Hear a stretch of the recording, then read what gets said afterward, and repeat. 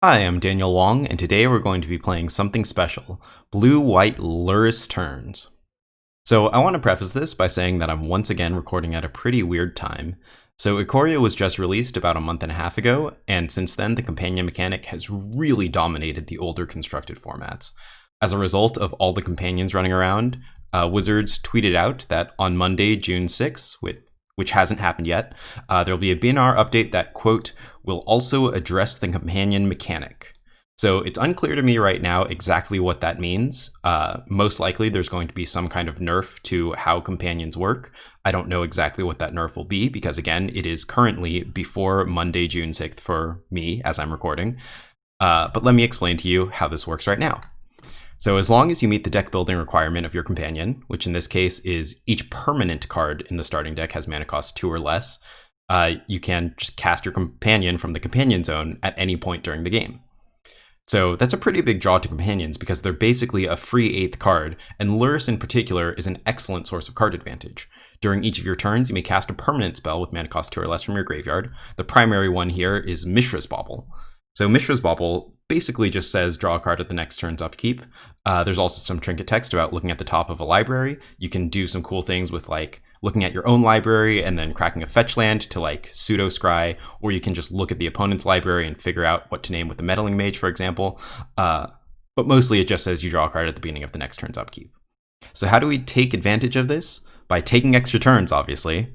Since Lurrus allows us to cast a Mishra's Bauble basically every turn, by taking extra turns with Time Warp, the 5 mana extra turn spell, or Temporal Mastery, the Miracle for 2, or just natural 7 mana extra turn spell, we can basically accrue a huge amount of card advantage and then attack with Snapcasters or Lurruses and beat down the opponent over several turns. We also have an Exhaustion as a kind of 5th pseudo extra turn spell, kind of 5th copy of Time Warp. This just says that creatures and lands your opponent control don't untap during the next untap step. Certainly weaker than an extra turn spell, but it's only 3 mana, so what can you do? For the rest of the deck, we also have some interaction. 2 Path to Exile. I have different arts, sorry about that. 3 Remand. I'm not a huge fan of Remand in general, but recently the format has been slowing down as people have been playing companions. So one nice thing is that when people are playing Lurrus, your Remand just always has a reasonable target. Remand is really good when your opponent's tapping 3 or more lands at sorcery speed in order to play their threats, and it's pretty bad when your opponent's playing, like Mishra's Baubles or, Hardened Scales, kind of 1 mana, really, really big threats. But because of the way the format's shaping up, I think Remand is in an okay position right now, even though it's just not my favorite card. Force of Negation, generally okay card. And Cryptic Command, also excellent. The rest of the deck is some Ancestral Vision as a way to also take advantage of extra turns. As you use your Time Warps, your Exhaustions, the Ancestral Vision ticks down, and it basically allows you to just draw a huge burst of cards at once. And then there's a whole bunch of cantrips in 1 Serum Visions, 4 Opt, and 2 Omen of the Sea, which is basically set up to try to miracle Temporal Mastery as much as possible. And then you'll notice the only way we have to win in the main deck is with Lurrus or Snapcaster Beats. So far, that hasn't been a problem. Basically, any game where I've started going off, I've been able to attack the opponent down with just a 2-1 and a 3-2. Sometimes you need to use Cryptic Command to tap your opponent's team before you get in. But so far, I have been able to just attack for 2 a whole bunch and eventually kill the opponent.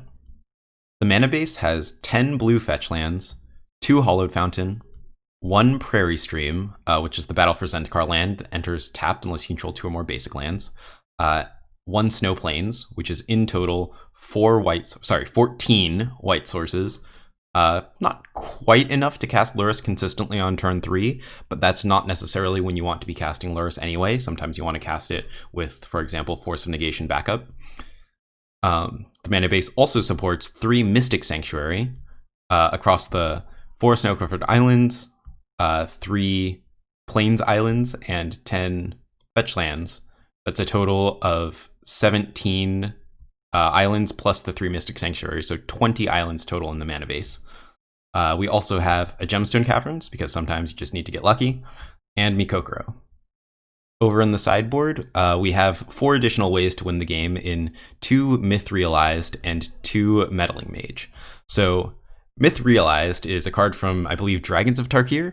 Whenever you cast a non-creature spell, you put a lore counter on it, and for a single white mana, you can turn it into a creature with power and toughness equal to the number of lore counters on it. So the idea is you kind of set it and forget it. You hopefully play Myth Realized on turn 1 or 2, then you cast maybe, some Mishra's Baubles, some Opt, some Serum Visions, you interact with the opponent with some Remands or whatever. Your Myth Realized grows up to, 5/5, 6/6, huge Tarmogoyf levels, and you just attack the opponent a couple times, and they die.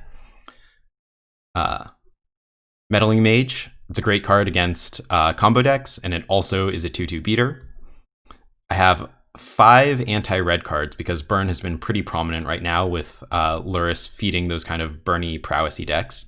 1 Burn Tin Forge Tender, which also works pretty well with Lurrus because you can sacrifice this and then bring it back on a later turn. Celestial Purge, which exiles a red or black permanent, also great against opposing Lurrus. 1 Timely Reinforcements, and 2 Aether Gust. We also have 3 more Miracles in the form of Terminus for those creature decks, and we have 2 anti-graveyard cards in 1 Surgical Extraction and 1 Tormod's Crypt. Tormod's Crypt works great with Lurrus because, again, you can just recast it out of the graveyard and nuke your opponent's graveyard over and over. And Surgical works great with Snapcaster Mage because you can really surprise your opponent by hitting them at instant speed multiple times. If you enjoyed these videos and you'd like to support me, you can use the TCG player link in the description below to purchase the cards you're missing. And with that, let's jump right into the matches. Okay, here we are for match 1. We've won the die roll. Let's reveal Lurrus. This hand's okay. We get to do the Mishra's Bauble trick where we basically get to scry. Opponent has revealed Jegantha the Wellspring. That usually means either Tron or humans. I think this hand is pretty okay against Tron. Remand is just a generally powerful card here, but it's pretty bad against humans. I think I'm going to keep it anyway.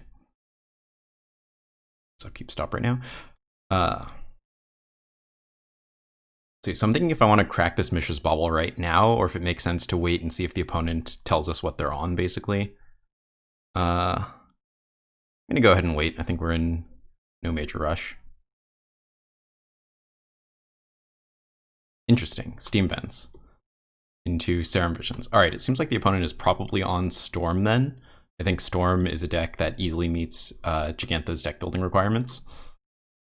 So in that case, I believe we're looking for Force of Negation and Remand. So basically gonna shuffle if we see anything that isn't a land, Force of Negation or Remand, but that's a land, so I guess I'll keep it. Bummer. Yeah, might end up fetching, might end up remanding if the opponent casts a Baral or Electromancer. And then I think because the opponent is also leaving up Remand here, I think I'm just going to not cast Lurrus next turn. Yeah, whatever, I'll play an island. I don't think the land makes a huge difference here. But yeah, I think the disaster scenario is we cast Lurrus, the opponent just remands it, they untap, they play their Electromancer, and then they kill us. Or, they're Baral and then they kill us. Instead, I think it's better to hold up Remand, especially since we're hitting land drops right now. Darn. Opponent's not doing anything, so I guess we will also continue to not do anything. We might cast Lurrus next turn, because we'll be able to hold up Remand as well. But I guess let's see what the opponent does now. All right, well, we need to Remand that, so go ahead and shock myself on a Hallowed Fountain, I think.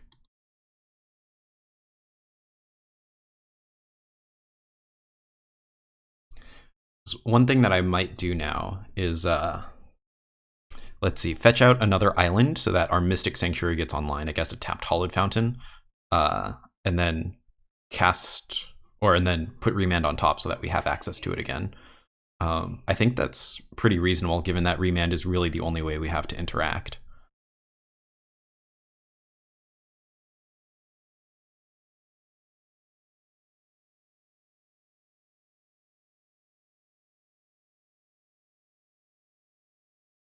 Opponent is discarding. Interesting. So I guess the opponent also doesn't really have anything right now. We could just cast a Time Warp. It doesn't really get us anywhere, especially if we don't draw a land after this this Remand.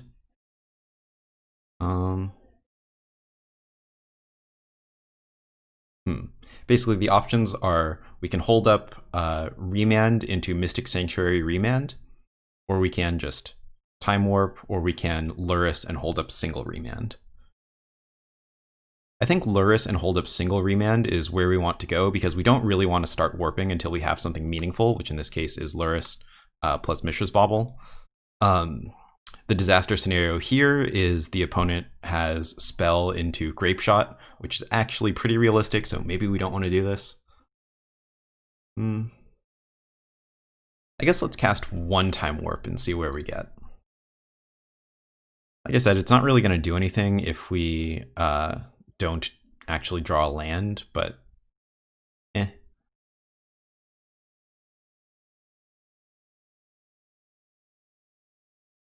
All right, let's see what we've got.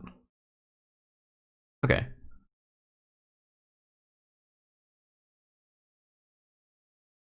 Yeah, I feel like we just need to start getting some kind of card advantage going, so I'm just going to cast Lurrus. Maybe I should have just done this before casting Time Warp. It's pretty unclear to me, but let's do the whole Pseudo Scry, Omen of the Seas. I feel like that's not what we want. We're not going to really have mana for that. Okay, just going to get an untapped land. I guess I have to get an untapped land here. And we might draw Remand or hopefully a Force of Negation. Nope.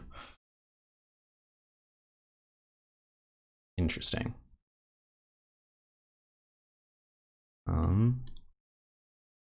Suppose I'll just cast Opt here, since if we can hit Temporal Mastery, that would be the best thing. I don't think it's really doing anything. This Mishra's Bauble, likewise, not really doing anything.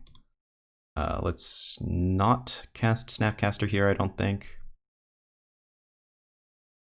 Yeah, let's not. So this smells like a Remand to me, given that the opponent... Oh, that's interesting. Given that the opponent didn't cast their Brawl that we know about. So I think my plan is going to be Time Warp, holding up Remand for the opponent's Remand. But I'm going to go ahead and cast a Bauble and get in first.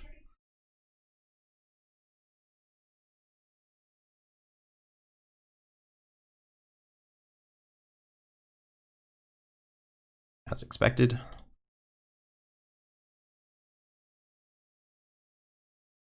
I guess let's take a look at the opponent's deck, since we'll be drawing a card anyway. Desperate Ritual, not a land. Ooh, neat. Let's see, so I think we can Temporal Mastery, put a Time Warp on top, suspend Ancestral, and then next turn Snapcaster Time Warp. I don't think the opponent has any interaction. I guess I'll regret it if I'm wrong about that, but cool.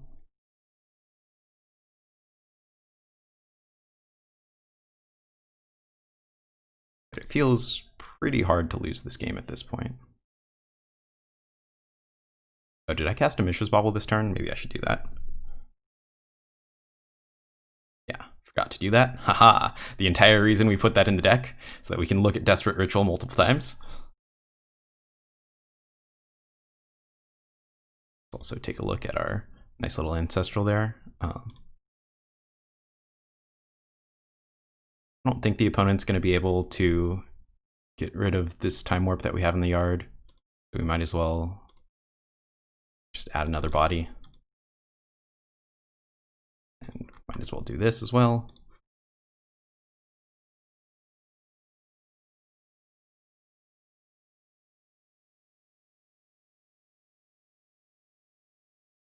Not even going to use Mikokoro. I feel like the only thing that'll do is potentially, yeah. All right, well, the opponent was super dead. We don't have too much for spell-based combo. This is a Past in Flames based deck, so Tormod's Crypt and Surgical are probably okay. On the other hand, Forge Tender, Myth Celestial Purge.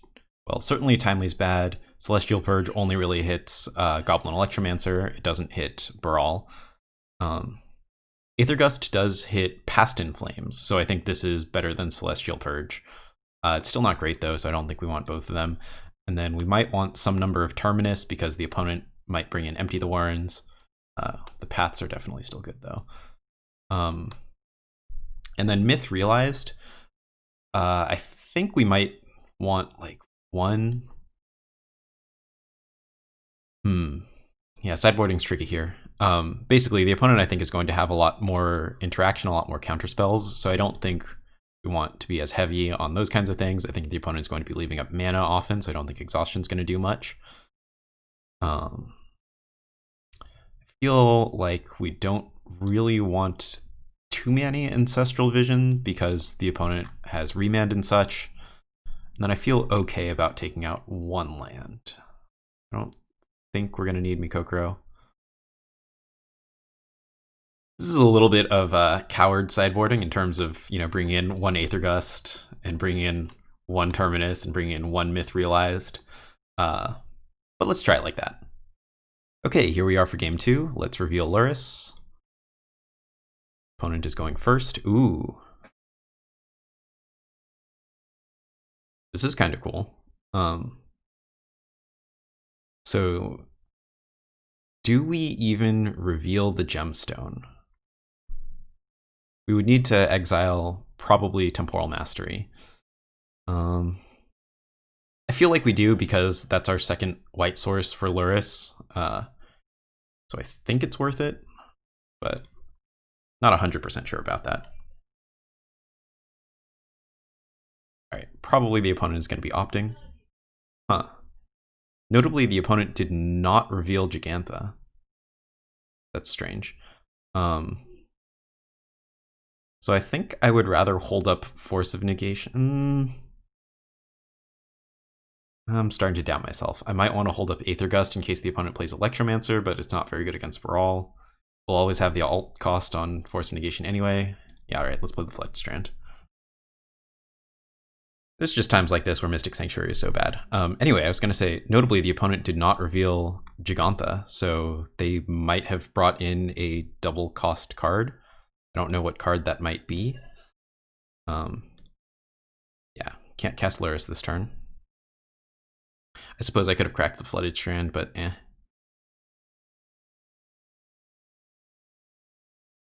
Pieces of the puzzle. I'm not going to force that. Let's see. Oh, a lot of good cards. Mancer, Manamorphose, Chivalry. Alright, so the opponent took Desperate Ritual and Manamorphose. Yeah, I'm gonna go ahead and crack this. Alright, land? Alright, cool. I think I would much rather leave up Cryptic Command than cast a Lurrus here, especially given that Lurrus just doesn't cast anything right now. I guess one thing I should have thought about is we could have sniped the Manamorphose out of our opponent's hand by Surgicling it. I didn't even think about that. Yeah, all right, I guess we'll pass. Okay, I'm going to put a stop in the end step. I'm going to allow this Gifts Ungiven to resolve. And then I'm going to think about sniping the Manamorphose from my opponent's graveyard, depending on what they get here. Interesting.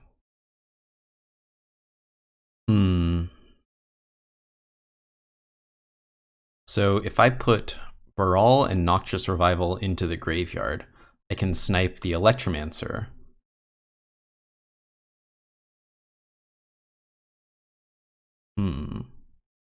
Then the opponent will have a Past in Flames in their hand, and we have an Aether Gust and a Force of Negation for that. I think that's fine. And then I guess, do I want to also hit the Manamorphose? I guess we'll take a look at their hand and then decide. So I'm going to choose 2 cards to put in the graveyard, Noxious Revival, Baral. I think I want to leave Cryptic up, so I'm going to pay life for this. Targeting Electromancer, paying life. All right, let's take a look here. Make sure we get rid of the relevant ones. And then we'll screenshot this and open up Paint. Okay, let's take a look at what they got. Desperate Ritual, Grape Shot, Manamorphose, Past in Flames. They have 1 Empty the Warrens, Ignite Memories. That's pretty good against us.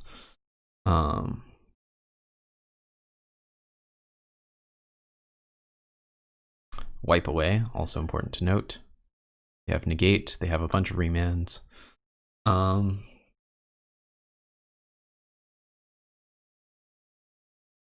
Yeah, I mean, I feel like playing Snapcaster and then hitting their Manamorphose is fine. They can Grape Shot the Snapcaster, but who cares? So, still have this stop at end step. And I'm going to, I think, once again, pay life so that we can leave Aether Gust up. All right. Hit Manamorphose, pay life. Hit the relevant ones. All right, so their hand is now Desperate Ritual, Grape Shot, Past in Flame. And 2 lands.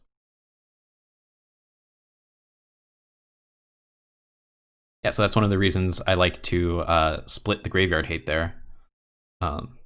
Surgical, I think, was much, much better than Tormod's Crypt in this particular case. Do I opt now and look for something? I think no. If I wait, we could even hit like a Temporal, but I think I would rather just keep up Cryptic Command.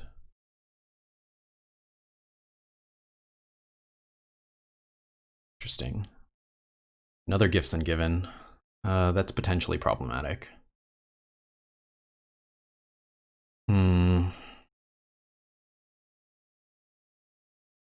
feel like given the rest of their hand, they can't really do much, even if they draw... Sorry, they had a Grape Shot in addition to that. Even if they draw Brawl. So I think I'm going to counter this with Cryptic. This could be wrong. And then I could bounce Snapcaster, but I think I'd rather just draw a card right now. Given that we're constrained on mana, I think we'd rather try to draw a land. Then the other thing this does is by putting a Cryptic in the yard and having 3 islands, any fetch lands are then live to get Mystic... Oh, nice. But yeah, any fetch lands are live to get Mystic Sanctuary and put that Cryptic back on top. There's that other land we know about. There's a Brawl. Yep.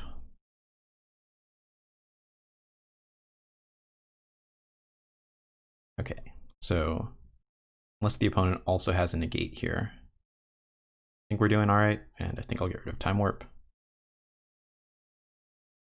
Nice. I'll see you for the next match. Okay, here we are for match 2. We've lost the die roll. Let's reveal Lurrus. See what the opponent shows us. The opponent is also on Lurrus. Okay. How greedy do we want to get? So the thing is, Lurrus decks can be a lot of different decks. They can be, you know, Jund style decks. They can be burn decks. This hand is very bad against burn, but I think actually pretty good against Jund. It's like pretty resilient, and we're reasonably likely to hit a land in 3 draw steps if we decide to opt. I think I'm going to keep. If the opponent's on burn, I think we're not really going to have much of a chance here, but let's see. All right, Blood Crypt from the opponent into Swift Spear. Yeah, this is not going to be good. All right, Mystic Sanctuary. Since we don't need another land for next turn, I'm just going to get a basic island into Suspend Ancestral. Yeah, this hand is just too many cantrips, too much fluff, and not enough actual stuff. Interesting. Verdant Catacombs from the opponent. The opponent might be on like a Death Shadow kind of list. I'm confused. 2 mana, they attacked us. They didn't do anything? Alright, well, Ancestral taking down. So I could opt, but I think I'll just Actually, yeah, I'll opt, because then if we hit an untapped source, then we'll have the other opt. Force of Negation. I don't think that's what we want. The Verdant Catacombs is really confusing me. I think we want a land, though. And that's pretty far away from a land. All right, they didn't even crack the Verdant Catacombs on our turn. And they instead cracked it their upkeep. I think they're on Shadow. I think they're probably Jund Shadow. I'm just kind of confused why they weren't casting any spells. Yeah, there's a Shadow. Ooh, there's 2 shadows. Oh, this is not good. All right, Ancestral ticking down. Okay, so we have a land. Guess I'm gonna play the land and then maybe Snapcaster opt, see if we can block. I feel like the opponent probably has fatal pushes. And the other thing is, even if we do block, they can have like Lurrus into recast the thing that we blocked. But I think trying to save some life is what we gotta do here. I guess the other option is to just take it all in the, ooh, Thoughtseize. Our hand is quite redundant, so I think we just let it resolve. Basically, the only thing is if we want to opt and then Omen, but I don't think they're going to take opt, right? Also, those Death Shadows are huge. That's probably going to be an issue. They're 3/3s right now, but they're going up to 5/5s after the life loss from Thoughtseize, so that's going to be 10. 2 from the Swift Spear is 12. That would put us to 4. Yeah, that's not looking good. Our Ancestral is still on 2. We really need something good. So we know they can't cycle any Street Wraiths. We're like, I think Mega Dead to Battle Rage. I think there's basically nothing we can do against a Temur Battle Rage. That'll be, yeah, 10 trample, +5/+5, -1. Yeah, that's billion. So I think I'm just gonna Snapcaster opt and block.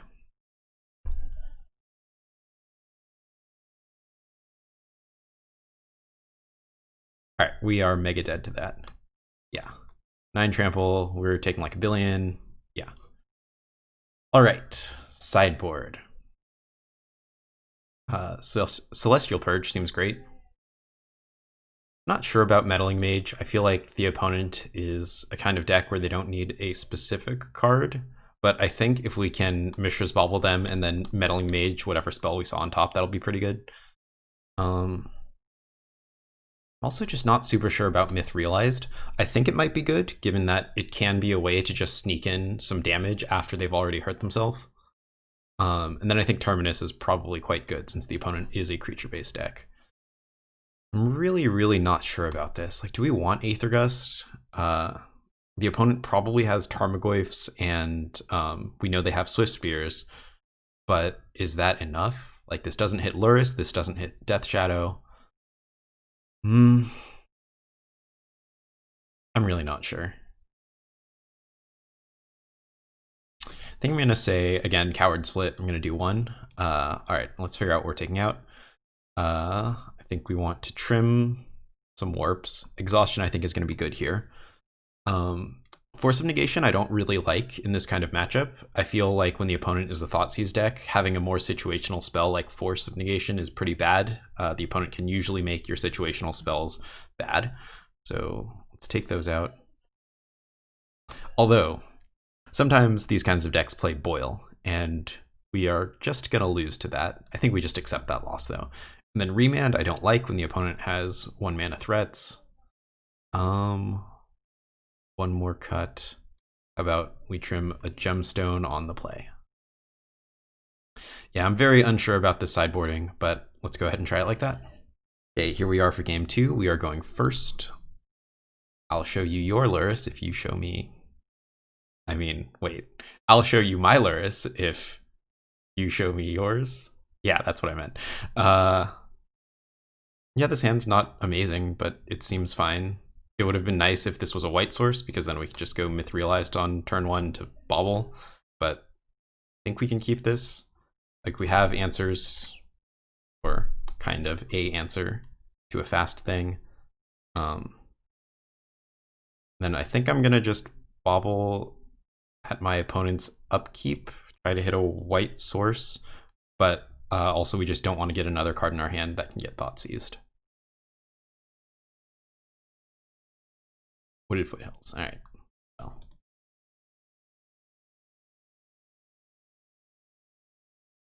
All right, there's a Swift Spear. So I guess this Aether Gust is going to do something. All right, let's see what we got. Well, we could have a white source here, but I think I would rather have Aether Gust. I think I would probably rather just Aether Gust the Swift Spear. So I think I'm going to play Snow Covered Island. That way next turn, this can get a Prairie Stream for a painless white source, and then we can possibly Omen of the Sea that turn also. I guess there's an argument for like Aether Gusting now in case the opponent has a Veil of Summer, but if the opponent has a Veil, I think I'm just going to take my beats.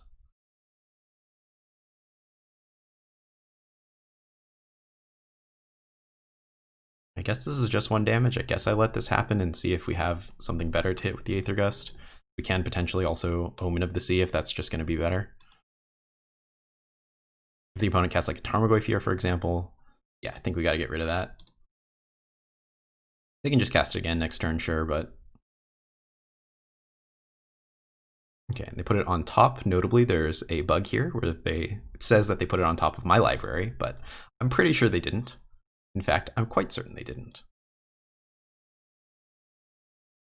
All right, this is nice because now we get to play Myth Realized here, and then untap and have Snapcaster Aether Gust up. Ooh. Okay, I've changed my mind. We get to cast Terminus. Yep. So we won't be able to attack with Myth Realized because we don't have another white source. We also can't cast Lurrus due to a lack of white sources, but I think this is fine.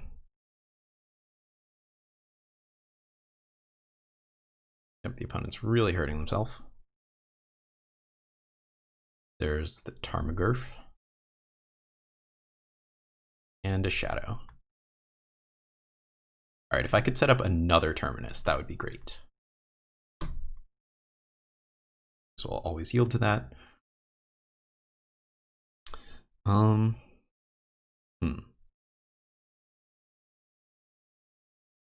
So one thing I can do is... Oh, I know. Let's draw...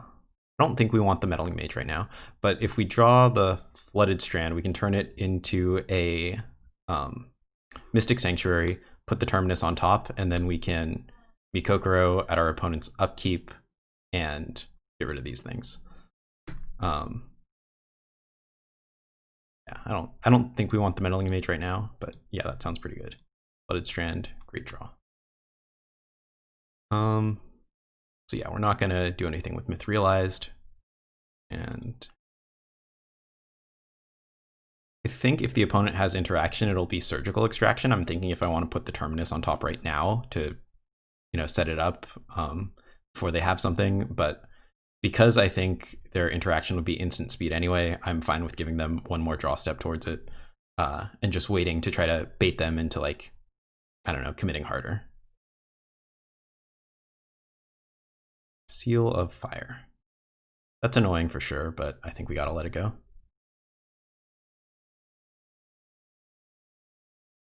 Yep, the opponent is hurting themselves.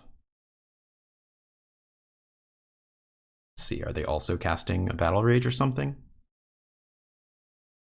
I think theoretically, if they have Battle Rage, it would be lethal. If they go Seal of Fire themselves down to 7, this is a 6, and then they Battle Rage, that's 12 plus 5 since they added enchantment, that's exactly 17. But yeah, it turns out that would probably turn out poorly, since I'm assuming this is gonna work. What a wombo combo.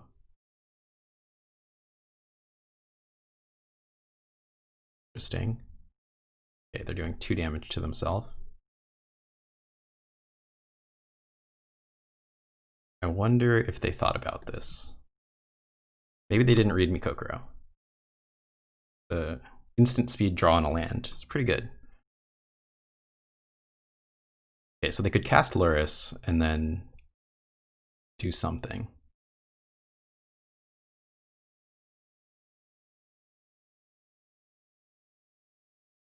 Unfortunately, this Aether Gust doesn't hit Lurrus.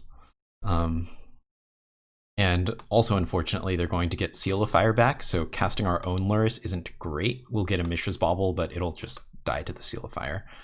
So I think let's start by bobbling us or them. I don't think it makes a huge difference. I guess if we bobble us, it'll maybe determine what we do a little bit more. Well, no, I think probably we're just going to attack with the Myth Realized and play the Hallowed Fountain tapped. Then we'll have Snapcaster Aether Gust up. Yeah, that sounds reasonable. So I think let's just take a look at what they draw. They're set up to draw Unearth. Okay, well that's good to know. I was going to Snapcaster block this. Given that Unearth, actually, yeah, that wouldn't even have worked, the Snapcaster block, because of Seal of Fire. Given that Unearth, do we still want to attack with the Myth Realized? The opponent is going to take 4 down to 3 and then lifelink back up to 6. I think that's okay.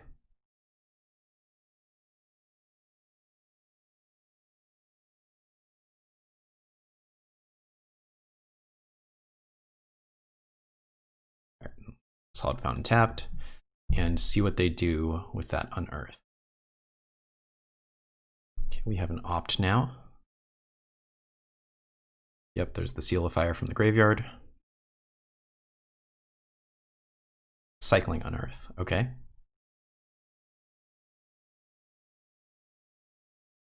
think I'm gonna let that happen.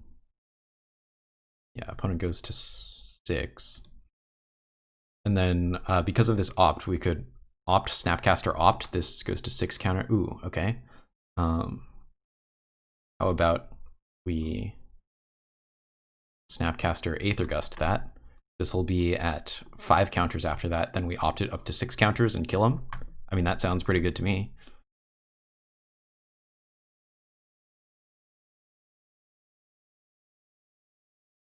I think they're dead on board at this point.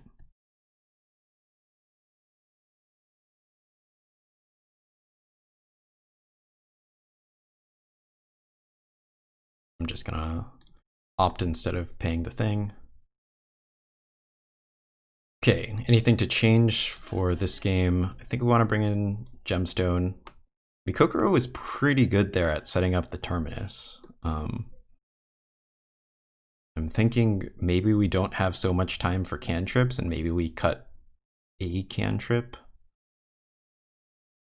But which one?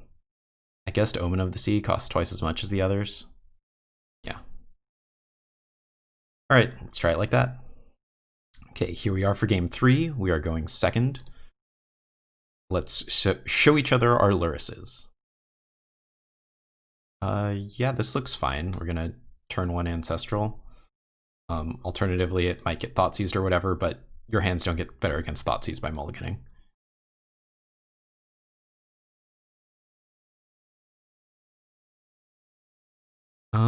Could play Myth Realized.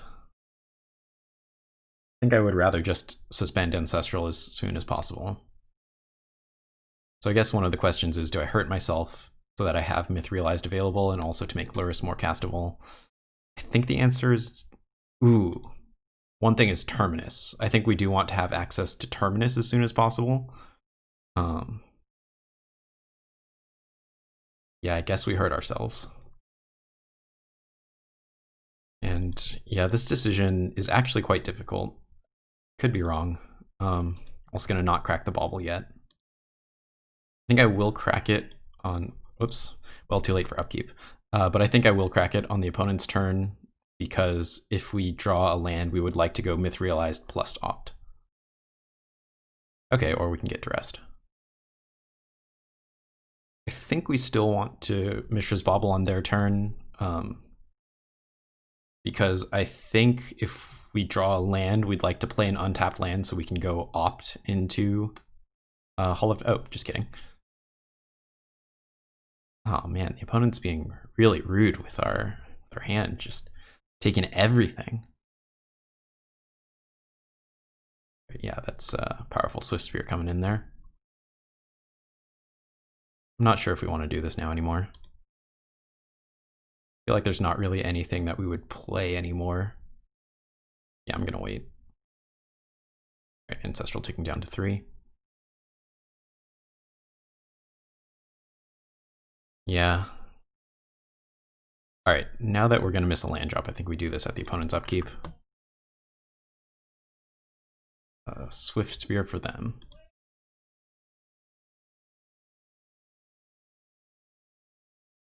Seal of Fire. Well, that's not good. Yeah, that is not good at all.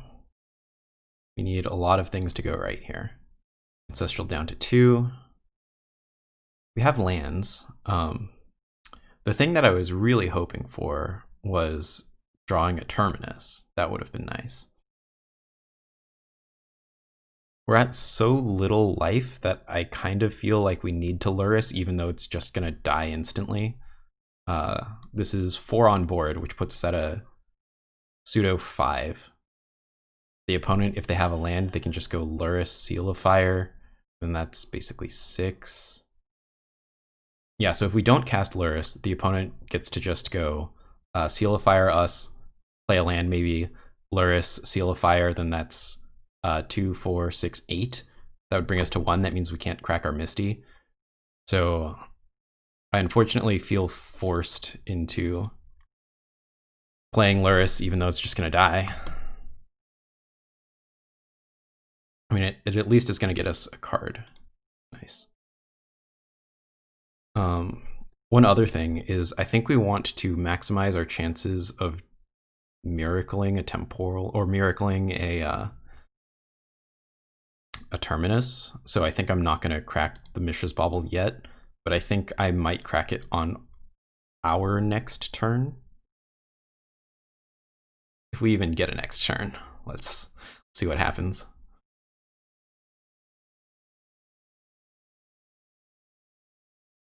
Yeah, we might be not getting that next turn. Yeah, that's literally a Veil of Summer as a pseudo-mutagenic growth. All right, good game. See you for the next match. Okay, here we are for match 3. We've won the die roll, and we'll show the opponent our Lurrus, and they will show us... This is a pouncing short shark over there. They show us Yorion. Oh, I guess I could have figured that out. Let's take a look at our hand. It's not amazing, but the Yorion decks tend to be either Scapeshift decks or mid-range decks, and so I think this is going to be fine. Yeah, I think it's going to be fine. Let's do the old pseudo scry. Right, we build Flooded Strand. We do kind of need a land, so I'm going to go ahead and draw it.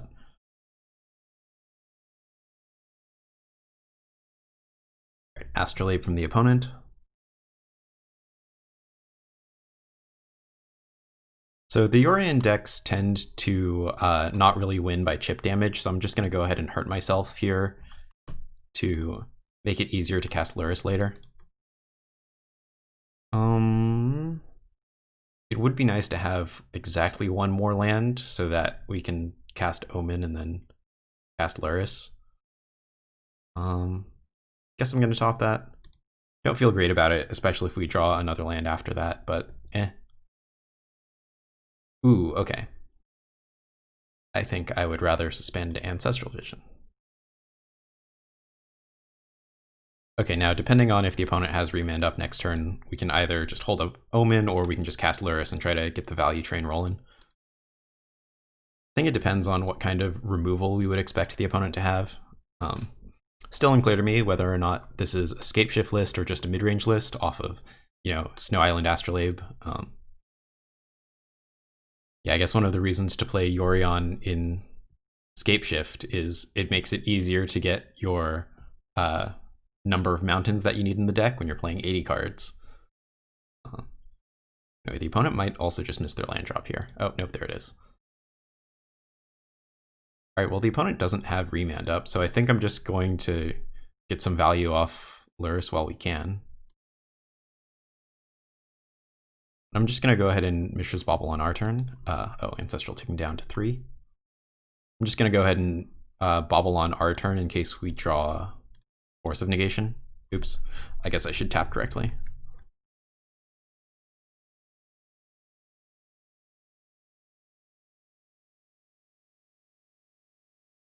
Oh, Mountain. They have Bolt? Oh, man. That's annoying. I wanted to do this like every turn. All right, well, let's see what they draw. They're drawing Ketria Triome, new Triland. Yeah, all right, this is smelling like a Scapeshift list to me. So I guess we just got to be aware of that. Omen of the Sea. There's that Ketria Triome. Ancestral ticking down to 2. Suppose we can either Snapcaster Opt at their end step, or we can double Omen of the Sea. Seems pretty good. I think I would rather try to Omen of the Sea in case we draw Temporal. I'd like to miracle that if we can. There's an Icefang Coatl. Still don't know how to pronounce that. Coatl. It's a snake. It's an Icefang snake. All right, getting in for 1 with Death Touch even. And Uro. If we had Terminus in the deck, I would think about casting Omen while Uro's on the battlefield. But that's not a thing that we can do, so. Ooh, interesting, they hurt themselves. Oh, they did have a land, annoying. I was thinking they might not have had a land. Since we know we're going to cast the Omen of the Sea, I'm just going to fetch now so that we don't ruin our scry. Let's see what we got. Force of Negation. I think the opponent is a Scapeshift deck, so I think we want Force, and I don't feel strongly about drawing this Plains. All right, let's try the other Omen of the Sea. Guess drawing a land is fine because then we don't need to use the Mystic Sanctuary. Yeah, I'll bottom one, top the other. All right, Ancestral ticking down to 1. Ooh, yeah, I will reveal Temporal Mastery. I'm glad I didn't bottom both of those lands. Unfortunately, we don't have Force of Negation up right now since it's our turn, but you know, whatever. There's a Remand, that's fine. We'll just go ahead and play a Prairie, stream, and pass. The opponent does something Force of Negatable, we can do that. Otherwise, suppose we will Snapcaster Opt, look for 1 more land, or we can just crack an Omen of the Sea. Tapped Stomping Ground from the opponent. Getting in for 1. And end step. Yeah, I guess that just means Snapcaster Opt, see what happens. Opponent has an awful lot of mana up, so that smells like it could very easily be a counterspell of some kind. 5 cards in hand. They didn't even cast Yorion, so I'm suspecting some kind of counterspell, and we shouldn't necessarily just go for yeah, I think we need a land, so go ahead and keep that. We shouldn't necessarily try to go off, but our Ancestral is coming down now, so. Interesting. Lightning Bolt our Snapcaster Mage. That is fine. So I guess we'll decide what to do based on how this goes. Ooh. Okay, that's nice. That's pretty nice too. Still on the stack. We're still waiting for the opponent to respond to this ability with their Stifle, I guess.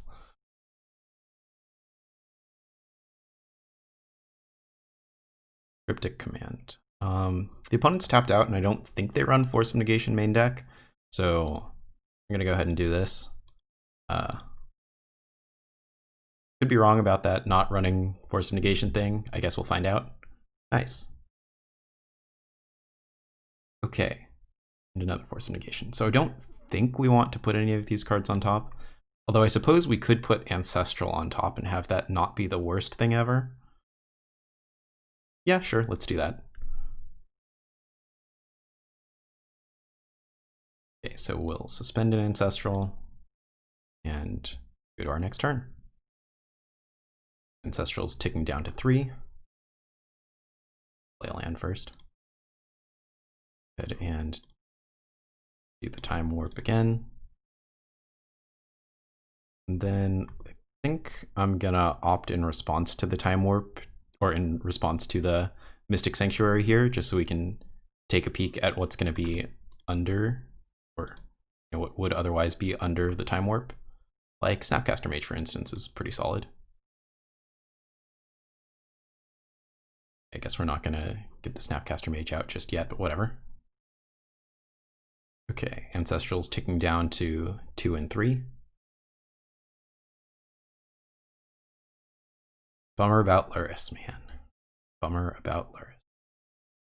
All right, Ancestral's ticking down to 1 and 2.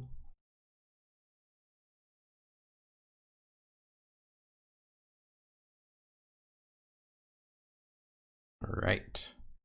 Now we'll get 1 Ancestral this turn and then another one next turn.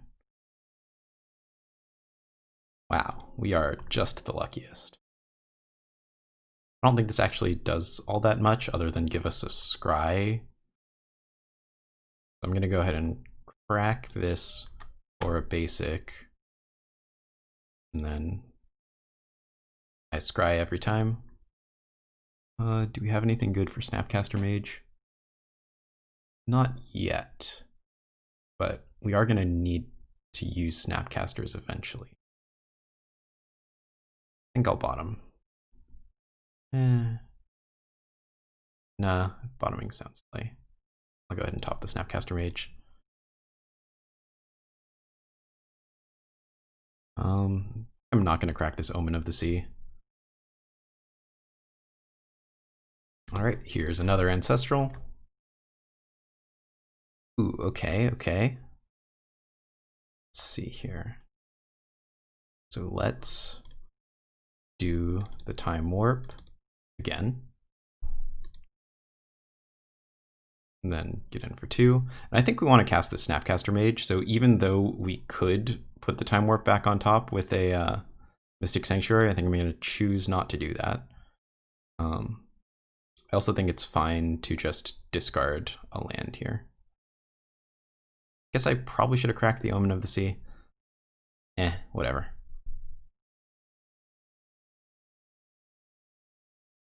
Alright, so let's do the Time Warp again. Suppose I can crack the Omen of the Sea now.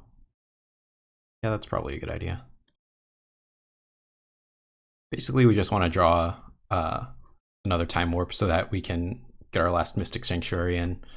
I think, let's see, so next turn we'll be attacking for 4 down to 10, or is this already lethal? No, I think we're short by 2. Oh, there it is.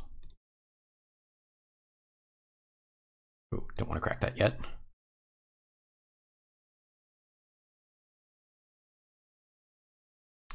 Fortunately, it looks like we're 1 mana shy of also casting Temporal, but, you know, whatever. This game is over.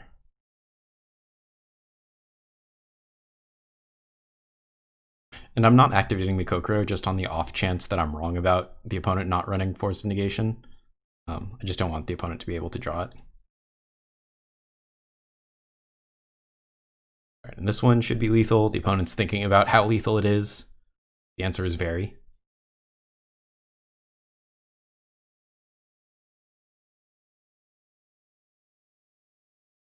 All right, and here's the attack.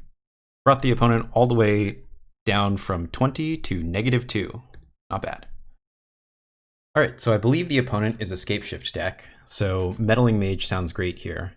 We also saw Uro, so Aether Gust is fine against the kind of like, you know, green cards like Uro and Scapeshift. Do we want any of this other stuff? I think Myth Realized could be a way to get in under what the opponent's doing. So I think that's pretty reasonable. And then what are we taking out? So Remand is pretty good here. Force of Negation is pretty good here. Cryptic's pretty good here. I think we can again trim on Time Warps since the opponent has a lot of counter magic. Tapping out for 5 mana at sorcery speed sounds pretty bad. I feel like Exhaustion's not great against a counterspell deck. Feel like Path is not... they do have Uro. Path is pretty okay against Uro. But I feel like Path is just not really where we want to be in this matchup. This definitely could be wrong. Very unsure about that. Okay, now how about lands? Do we take out a land? Kind of like the lands. Feel like I could just trim a cantrip. Could trim a temporal. I'll trim a temporal. All right, let's try it like that. Okay, here we are for game 2. We'll show our Lurrus. They'll show their Yorion. Incidentally, for those of you wondering, the reason our Storm opponent didn't show their Jegantha for game 2 was they had Wipe Away. Anyway, this hand looks fine. But yeah, Wipe Away has 2 blue pips in it. Jegantha says you can't do that, so it is interesting the kind of information that gets leaked there. However, I don't think the opponent is going from an 80 card deck to a, 65 card deck and then not showing their Yorion. That just sounds silly. Okay, Snow Forest into Search for Tomorrow. Just do a Snow Island. We'll opt later. Like to leave those open just so that I remember the companions exist. They're available both for the opponent and for me. I guess I'd also like to see that Search for Tomorrow that's about to happen. Oh, there's another Search for Tomorrow and another land. Yeah, this is feeling very, very Scapeshifty. So again, things we're looking for is like Remand, Aether Gust, Cryptic Command, Force of Negation, that kind of stuff. There's an Astrolabe. One of the really annoying things is just Veil of Summer exists, and Veil of Summer is just so good in a counter war. Basically, whenever it's good, it's a 1-mana Cryptic Command. Do we want another opt? I mean, I guess. All right, I'll play Misty. I'll probably search for Hallowed Fountain, which will allow us to double opt. And then also potentially play Lurrus if we want to, but more likely play Snapcaster. Anyway, here's a Search for Tomorrow. Yeah, we're not going to look for Force of Negation for that one. Right, there's a Mountain. There's an Uro. Again, not going to opt in response to that. We can't really hit anything. Didn't bring in Terminus, so not going to opt in response to that either. Oh man. If the opponent just plays 1 fetch land, they can cast Uro next turn. That's kind of brutal. Well, that's not a fetch land. Okay, the opponent has 4 spells in their hand because they did not play a land drop after using their Uro land drop.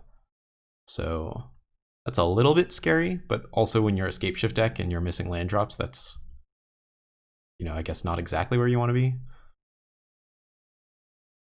All right, well, let's see what we hit with this. Ooh.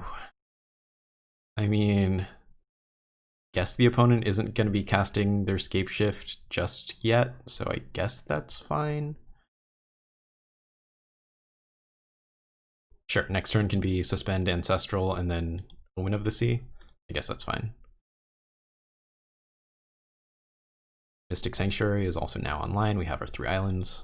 I don't really think we want to put opt on top or anything though, so.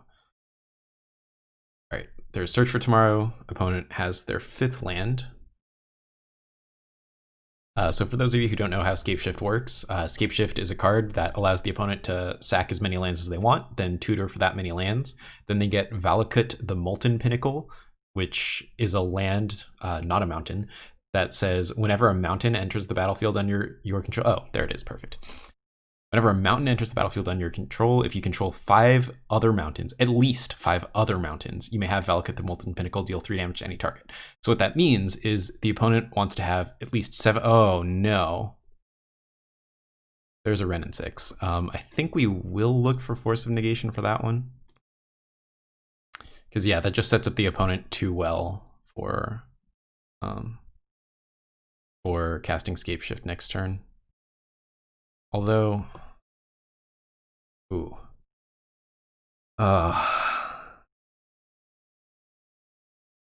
So if we want to miracle this Temporal Mastery, it has to be Temporal Mastery, then Ancestral. Oh man, I really want interaction, but also taking our Ancestrals down is pretty good. We know the opponent has a bunch of spells in their hand, and then if one of them is a counterspell for Temporal, then we're kind of screwed. I feel like it's better to put it on bottom, but I really want to top it. I think this will possibly end poorly, but we'll see. But anyway, yeah, the bad news is the opponent is set up for Scapeshifting once they get 7 lands, which will be after they Ren and 6 plus to, you know, get another land. All right, so I don't know what we need those spells in our opponent's hand to be, but they need to be bad. All right, Ancestral ticking down to 3. Yes, we will miracle. Right. Please resolve, please resolve, please resolve. I really don't think this is gonna resolve. I really think topping was a bad idea. Oh yeah. Oh yeah, big time bad idea. Oh yeah, okay.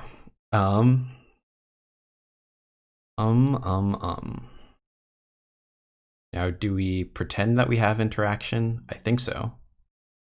So I'm not going to suspend Ancestral for the sake of bluffing a Remand or whatever, and I'm also going to do that. All right, that's pretty sick. Putting miracles on top of the deck is very nice. Okay, so the part that sucks is if the opponent has something like Scapeshift plus Veil of Summer, they probably feel safe against 2 mana, so they're probably just going to go for it anyway. So we really need the opponent to feel threatened. All right, they hurt themselves on a Steam Vents. That's not a good sign.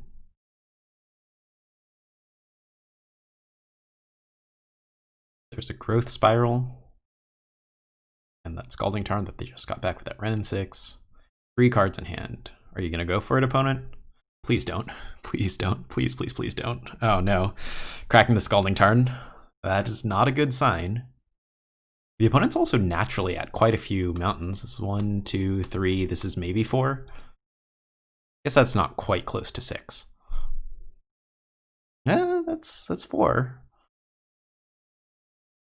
There's an Abundant Growth. All right, just like tap out for Yorion or something. Come on, have a heart.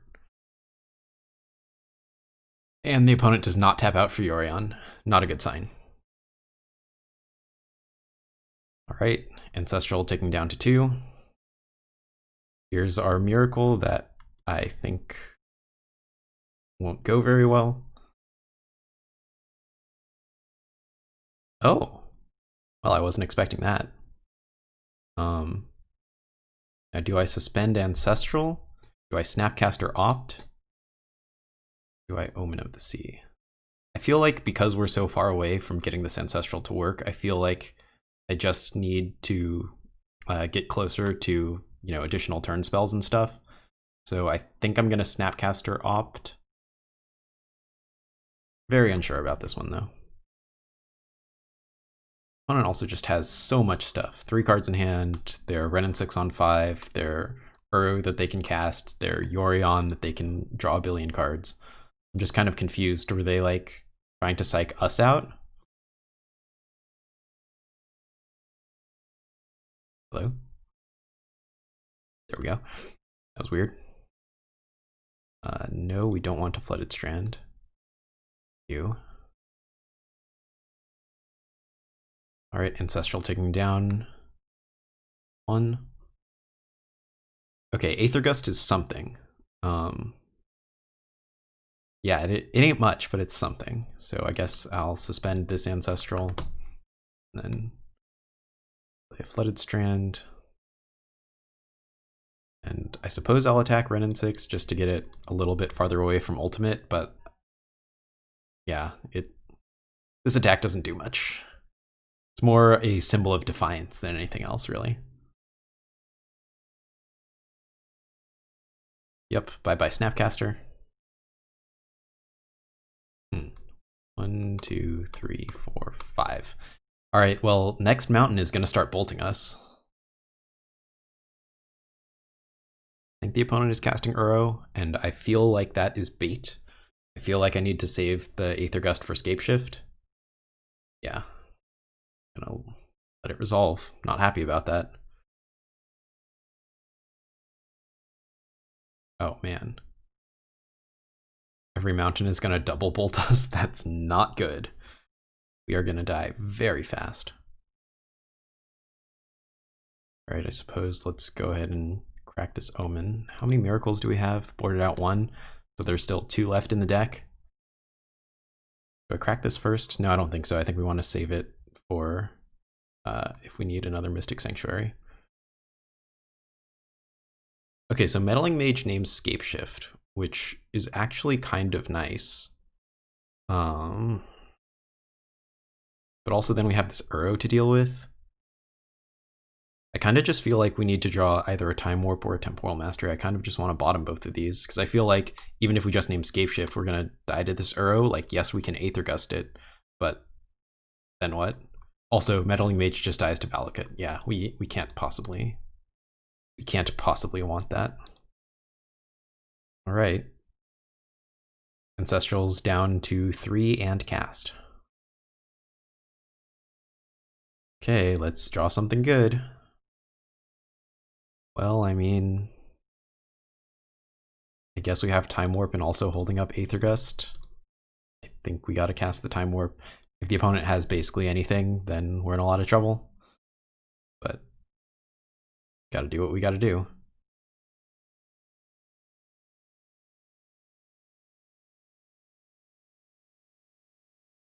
Cryptic Command. Yeah, that's unfortunate. Yeah, this one isn't going well.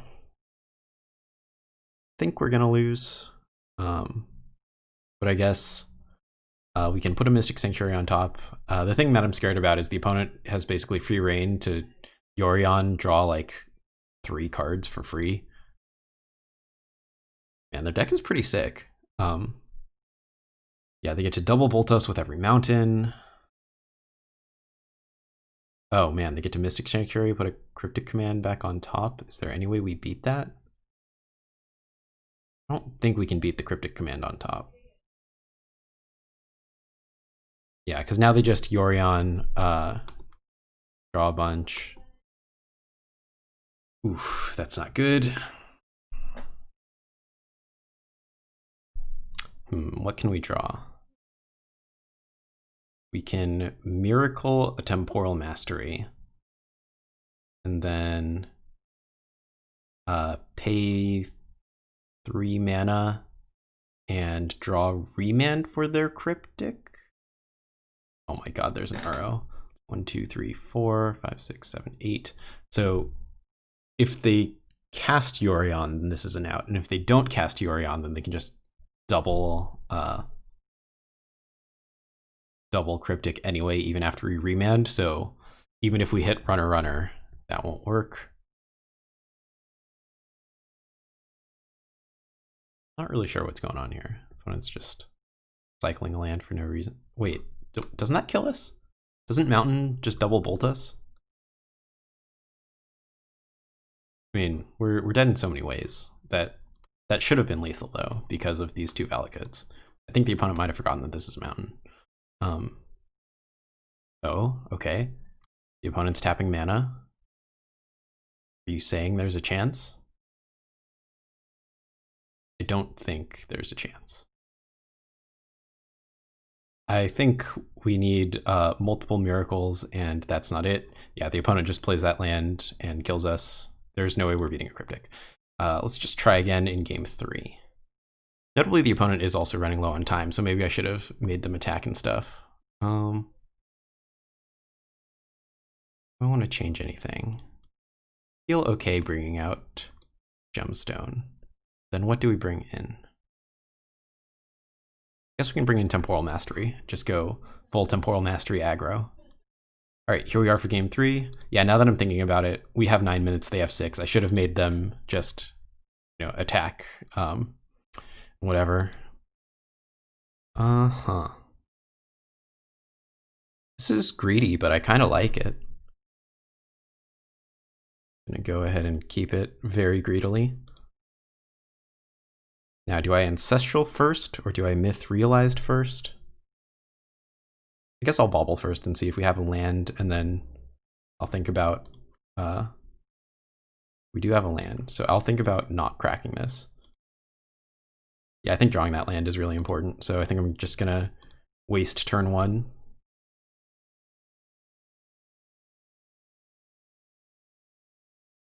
And I don't feel strongly about casting Meddling Mage early, so I think I'm just gonna go for the Myth Realized plus Ancestral. Ooh, okay.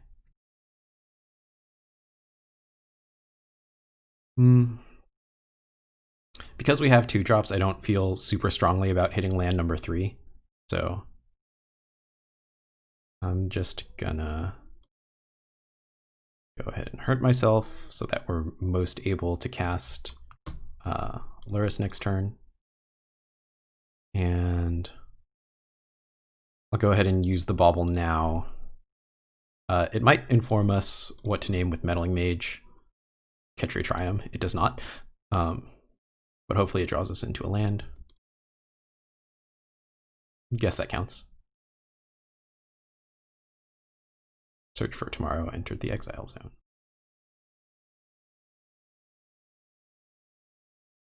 All right, Ancestral ticking down. Untap land? Nope. I mean, I suppose we can just go Meddling Mage, name Search for Tomorrow. That's a little cheeky, not too bad.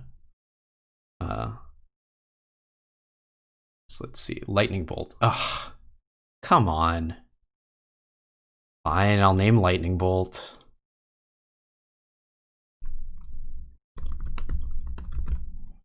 That's annoying. Oh my god, I forgot to play my land. That's embarrassing. Whoops. It's too tilted by that Lightning Bolt. Arboreal Grazer, huh? Yeah, not playing that Mystic Sanctuary was really embarrassing. Sorry about that, folks. There's the Ketria Triumph. We know the opponent has Bolt plus 4 others. There's another Search for Tomorrow. Man, it would have been nice to have Meddling Mage actually name Search for Tomorrow, but it cannot be so. All right, well, given the lack of Lightning Bolt that the opponent's currently on, I think I'll just cast Lurrus and cast a Bauble. I think I'll use it now because I can draw Force of Negation. Let's see, the opponent reveals Prismatic Vista, but they might fetch. Which they do.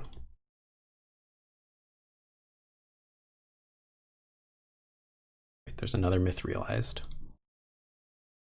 And there's the opponent's Search for Tomorrow.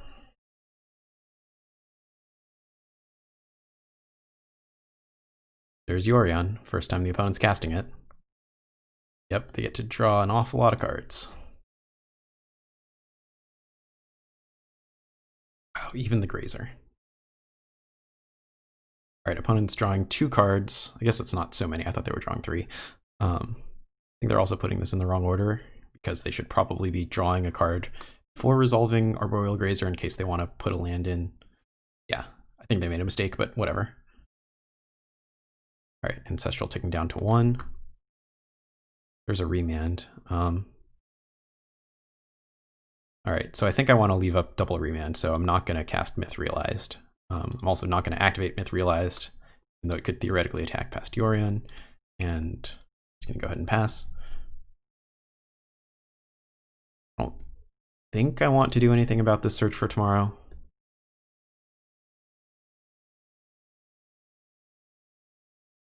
Renin 6. I don't like that.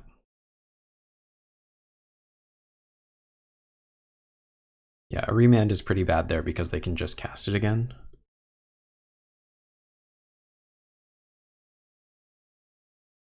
Okay.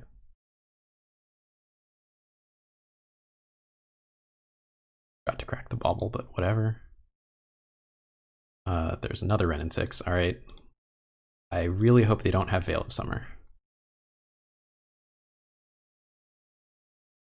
All right, nice. Okay. Attacked. Go ahead and crack the Bauble now. Let's see. Search for tomorrow. There's Ancestral. Guess I did these in the wrong order technically. Should have drawn a card with Mishra's Bauble first, then decided what we want to do.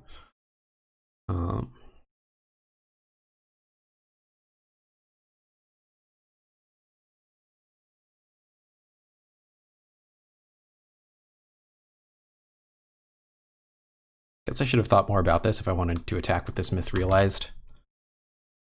I think the plan here is to cast this Myth Realized and then have up Remand plus Force of Negation.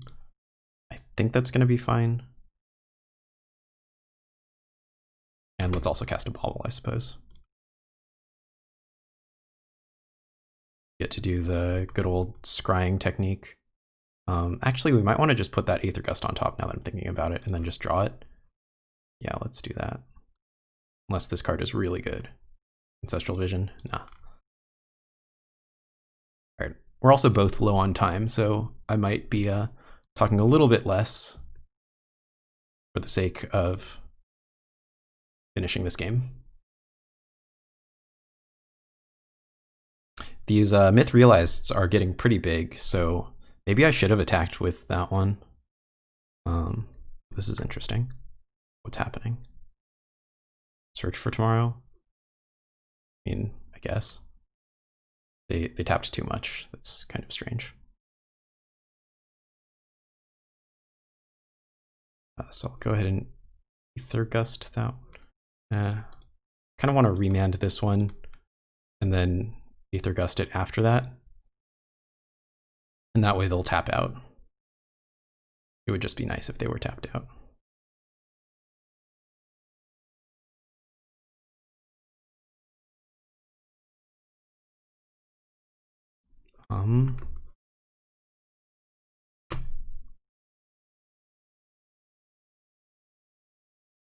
Let's take a look. Omen of the Sea. Let's see, they're drawing Misty. I don't really think Omen of the Sea is where we want to be right now, so go ahead and fetch. Then I think it's time we'll have Snapcaster Remand plus Force of Negation up. Ooh, wrong ability, wrong ability. Cancel. Want to creaturify.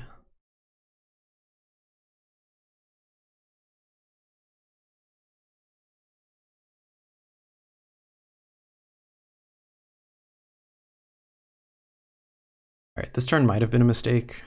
I guess we'll see. It's possible that I needed more mana up.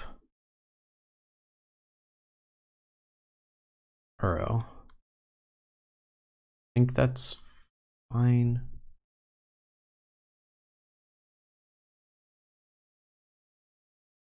These Myth Realized as just like set it and forget it threats has been really nice. Scapeshift. I'm gonna say no to that one.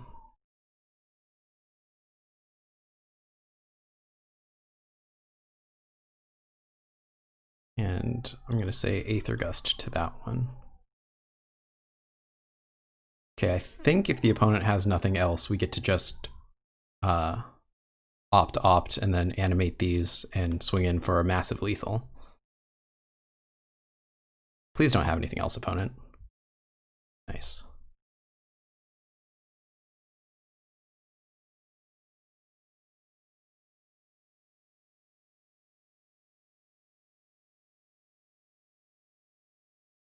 Suppose I should just be going for time, huh? So I probably shouldn't even do this, but whatever. All right. Whew, that was a long one. I'll see you for the next match. Okay, here we are for match 4. We've won the die roll. We'll reveal Lurrus, and the opponent reveals... Oh. I think this is the same Pouncing Shore Shark guy, maybe. No, different Pouncing Shore Shark. Okay, anyway. Yeah, this hand looks fine.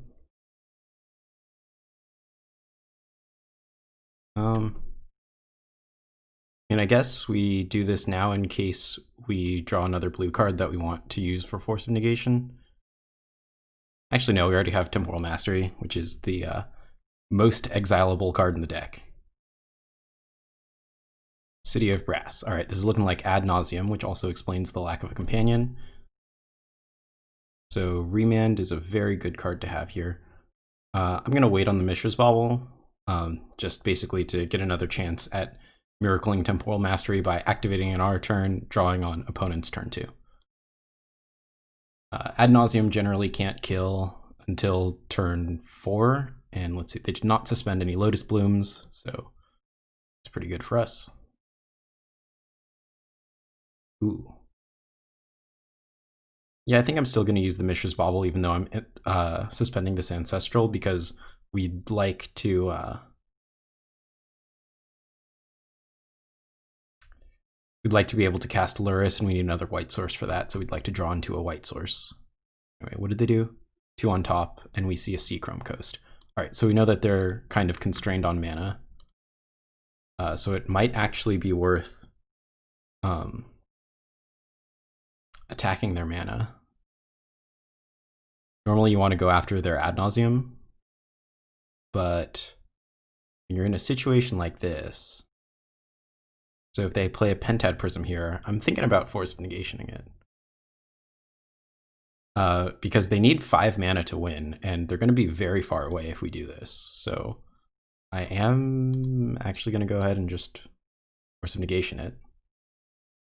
Just keep them far away from actually casting their spells, because they need, you know, either a 3 mana or a 1 mana spell in Phyrexian Unlife or Angel's Grace, and then they need a 5 mana spell.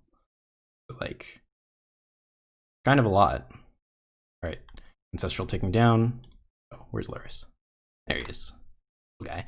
Okay, Snapcaster Mage. I'm gonna just opt now and see if we get a blue source for Remand. That's not it. We definitely don't want that card, and that's not the blue source. Bummer. All right, well, it looks like hitting their mana was a good idea.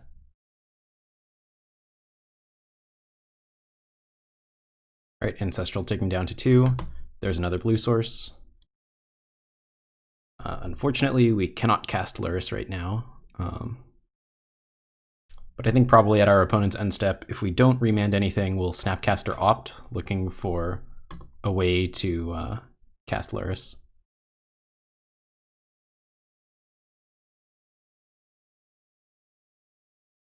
Passes Oracle. Yeah, I guess that's fine. They're probably just going to put a land on top.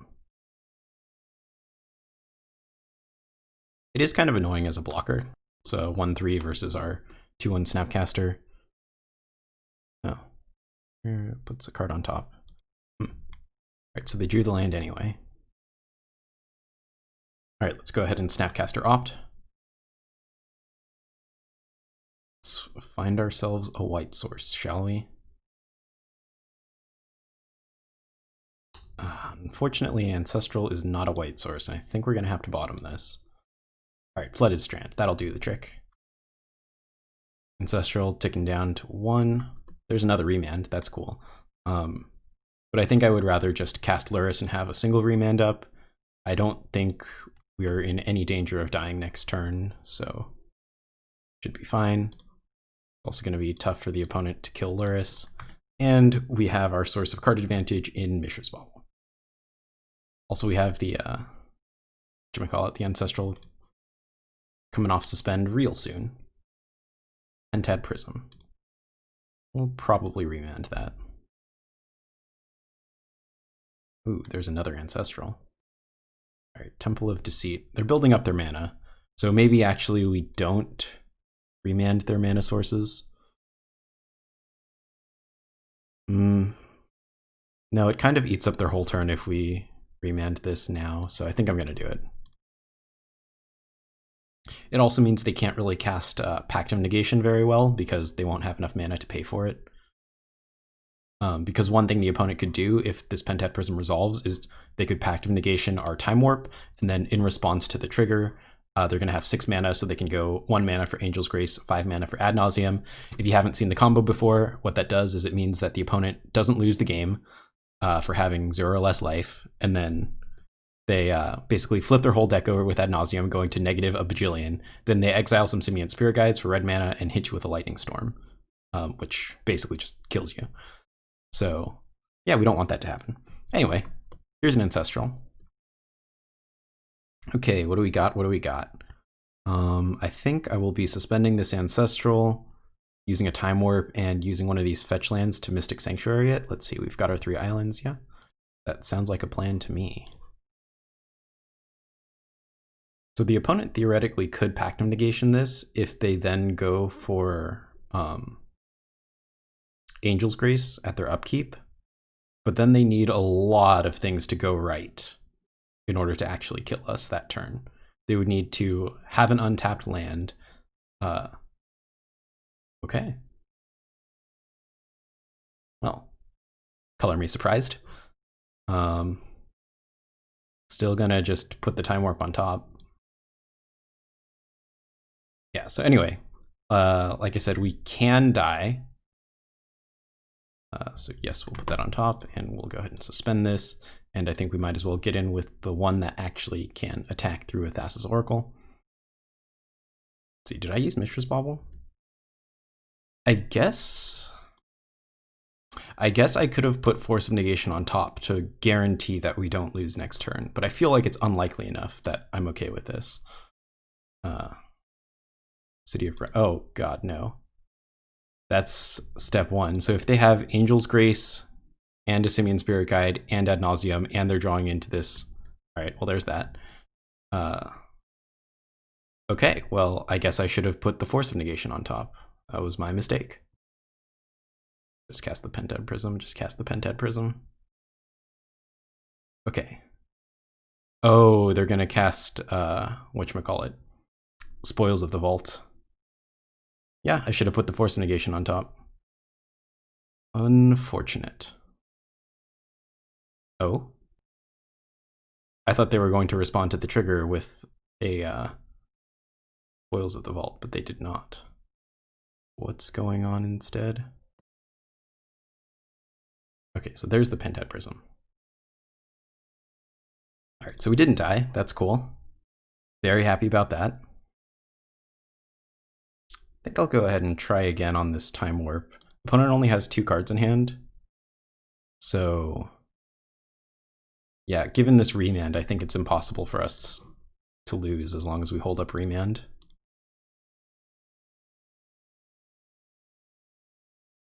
So let's take a look at the opponent's deck. Angel's Grace. And unfortunately, we can't attack through these Thassa's Oracles. Because if they just double block our Lurrus, they would kill Lurrus. Anyway, I'm going to respond to this thing with an opt, not want. Path to Exile, another opt, sure. Serum Visions, sure. We can't cast this until next turn, but that's fine. Let's see, I already cast the Mishra's Bauble. All right. Let's see, so Ancestral down to 2.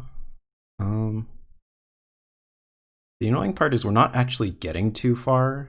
We are amassing card advantage. You know what? I guess let's just try to resolve that Ancestral. Let's have more blue sources up, actually. Yeah, the kind of annoying part is we aren't getting too far because we're not attacking. So we really need like a Cryptic Command or something. But I think it's worth it to just go ahead and try to draw 3 cards in a little bit. Cards aren't very good. Gemstone Caverns, also not the best. All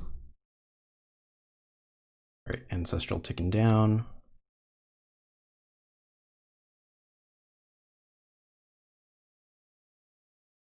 I don't think we want to activate Mikokoro, given that we're about to draw a bunch of cards anyway. And we're also drawing off Mishra's Bauble. I think we're good. It is surprisingly annoying, just those 1/3s. All right, well, here's another Ancestral. Let's see what we get. Okay, now we're talking. Let's see here. So I think we have 4, 5, 6, 7, 8, 9 mana. So I kind of want to tap the opponent's team, bounce Mystic Sanctuary, cast Time Warp, and put a Time Warp on top. Yeah, that sounds good.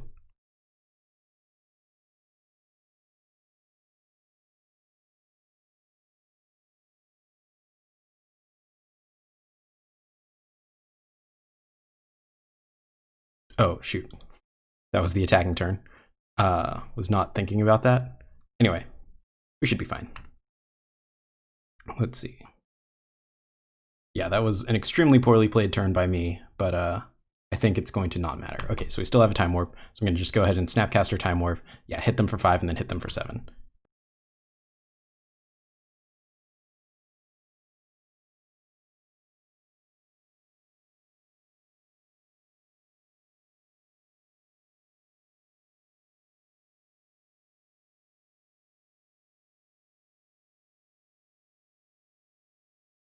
I suppose they could have, whatchamacallit, Angel's Grace in hand.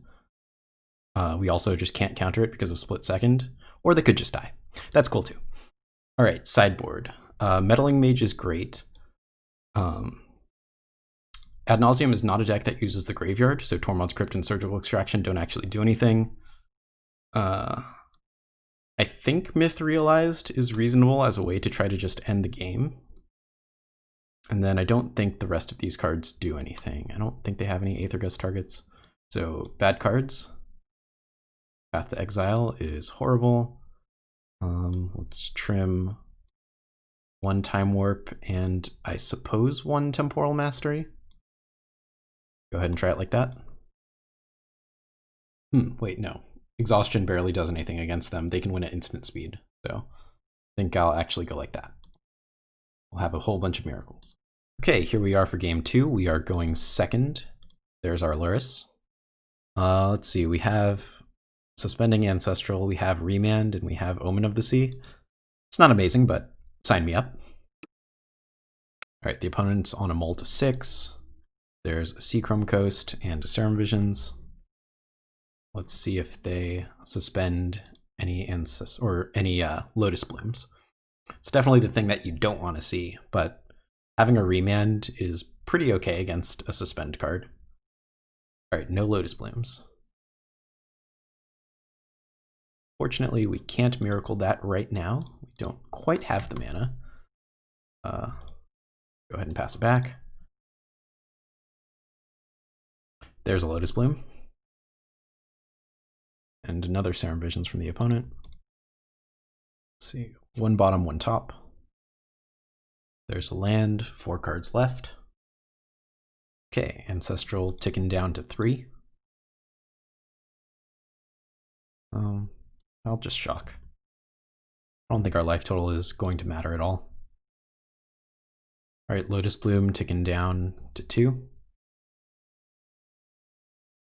3 mana, but no Phyrexian on life, so that's worth noting. Here's Omen of the Sea. 2 Mystic Sanctuaries. I think we don't need those. There's a Cryptic Command, much better. All right, Ancestral ticking down to 2. So we could Serum Visions and hold up Remand, or we could cast Lurrus. The issue with casting Lurrus right now is because we don't have a Mishra's Bauble, it's not really doing anything. So I think I would rather just cast the Serum Visions. I think I'm just going to shock myself for a Hallowed Fountain. Basically, I was thinking about getting another white source so that we'd be ready for Lurrus. I was thinking about getting a Plains, but because we have this Cryptic Command here, we probably want our triple... Ooh. I'm going to bottom the Ancestral and top the Cryptic. Sounds good to me. Oh, nice. And we have double Remand now. Lost my train of thought. Right, by playing out fetching out the Hallowed Fountain, we basically can save this thing for either a basic Plains or a Mystic Sanctuary if we need it. Thoughtseize, that's annoying. Guess it happens. If I was the opponent, I would take Cryptic Command here. And I think if I were us, I would probably Remand the Lotus Bloom next turn and then hold up Remand anyway after that. Yeah, bye-bye Cryptic. Okay, opponent has 3 cards in hand. Ancestral ticking down to 1. It's the Flooded Strand. Alright, so I think we're going to Remand this Lotus Bloom to just buy us a whole bunch of time. Otherwise, the opponent is threatening a win at instant speed at any point, and that means we basically can never tap out, even at their end step, and that's just not acceptable. Alright, nice, there's a Mishra's Bauble. So we can even start to get some Lurrus advantage. Opponent suspending the Lotus Bloom, and not doing anything else. I think I'm going to not crack the Flooded Strand. There's Ancestral. The opponent might have a counterspell here. I mean, I think it's probably worth their while to counter this. Okay. Because we've drawn Prairie Stream, I think it makes sense to fetch out a basic now. So that this will come in untapped, and then I think we want to Lurrus. We'll have a Remand plus Force of Negation. Unfortunately, that means no Ancestral. Yeah, and unfortunately, we need to fetch before playing the Prairie Stream, so the Mishra's Bauble trick isn't going to do anything. I guess what we can do is we can just look at the opponent's top card and then decide if we really want to play Lurrus or not. Let's see, City of Brass. You could go ahead and say, yeah, let's play Lurrus. So fetch out a basic, play the Prairie Stream, cast Lurrus. Okay, cast the Bauble. And even though they showed us Thoughtseize, I'm just going to go ahead and use it now because... Actually, no, I was going to say because we would want to exile something to Force of Negation, but we already have Temporal Mastery, so I guess it's only if we draw another Force of Negation. But anyway, yeah, I think it makes sense to not suspend the Ancestral just so we'll have access to 2 counterspells in both Remand and Force of Negation rather than just 1. Okay, there's an opt and a land. Not bad. There's that City of Brass that we saw. Lotus Bloom is at 2. Angel's Grace, that has split second. We cannot respond to it. All right, so I'm going to Remand the Ad Nauseam, and then if they have Force of Negation, I will allow Force of Negation to resolve. Or sorry, if they have Pact of Negation, I'll allow it to resolve. Then I'll Force of Negation the Ad Nauseam. Then I'll bounce one of their lands. They're going to have no Lotus Bloom, no Simian Spirit Guide, and they're going to lose the game. Sounds good to me. Cool. So that resolves. Okay. And then cast by exiling a blue card. Let's hit that. Exile that. I guess I can just go for fun, but yeah, there's no point. They're gonna lose. So we just double check. This is 1, 2, 3, 4, 5 lands. Pact of Negation requires you to pay 5 mana at your next upkeep. Lotus Bloom is on 2, so they won't be able to cast it. Alright, sounds good to me. Dark permanent, hand, draw a card. About that one.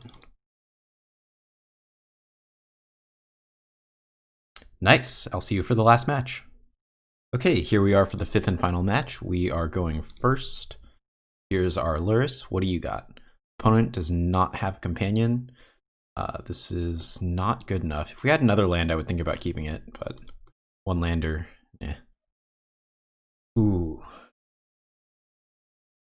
I guess we keep this one. Yeah, I think we put back Temporal Mastery, and then I think we just have to suspend Ancestral on one. So.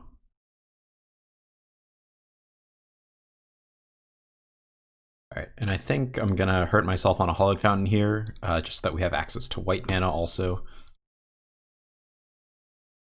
Alright, and I think I'm gonna check what the opponent has at their upkeep.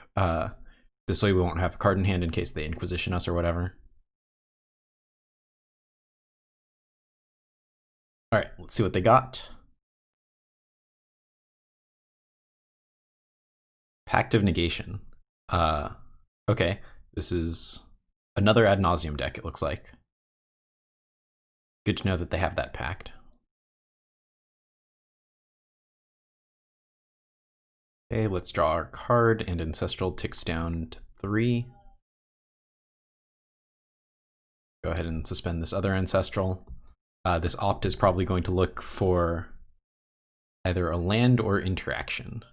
A land would get us Cryptic on 4, which is nice. The opponent also did not suspend a Lotus Bloom, so we don't have to worry about them going off super early. This looks like a Pentad Prism. So maybe they will go off kind of early. I think in theory they can... I suppose I should have looked for a Pact of Negation. Anyway, I suppose that in theory they can play a land, have a Simian Spirit Guide, and kill us next turn with Pact of Negation backup, so I maybe spoke too soon about them not killing us early. So this isn't a white source, which means we can't cast Lurrus, and it's not a Remand or anything, so I think I'm going to bottom it. Alright, well. Ancestral's ticking down to 2 and 3. Alright. Lucky Miracle Temporal, which may or may not actually get us anywhere.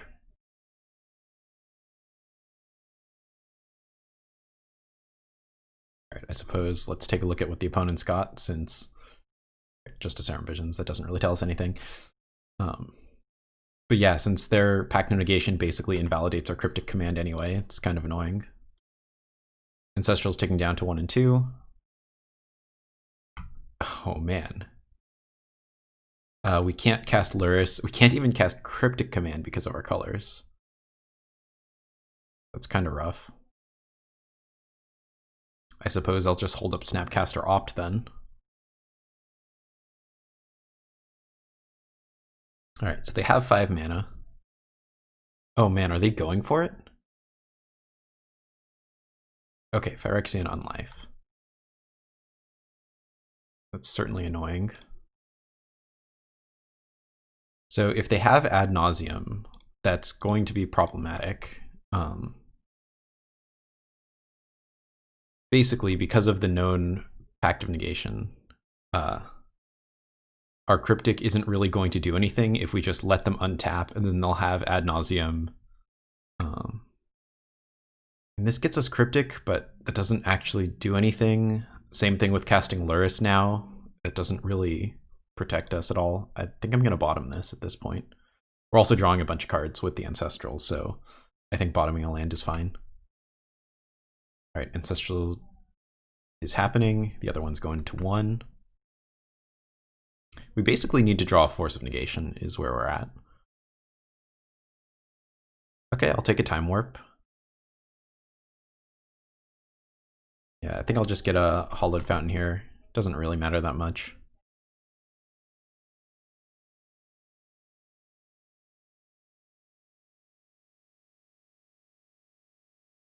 Oh. Right, they can just cast Ad Nauseam in response. Guess we couldn't really have done anything about that then. Or I guess our, well, because Cryptic wouldn't have worked. And then even if we do something like Omen of the Sea to try to find Force of Negation, that's not good enough. I don't think there was anything we could have done. Anyway, if you haven't seen the combo before, I'll let it play out so that you can at least see it. But basically, we're going to lose at our opponent's upkeep in response to their Pact of Negation trigger.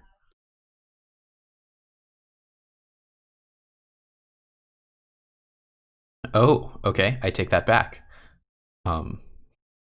They just paid 5 mana for their Pact of Negation trigger. Okay, well that's very good for us then, because now this Ancestral's happening. We hopefully have some more interaction, like this Force of Negation, excellent. We also have this Exhaustion, which is looking great right now. Yeah, this is kind of fantastic. Let's see, so we could Exhaustion the opponent and also cast Lurrus. That sounds pretty great to me.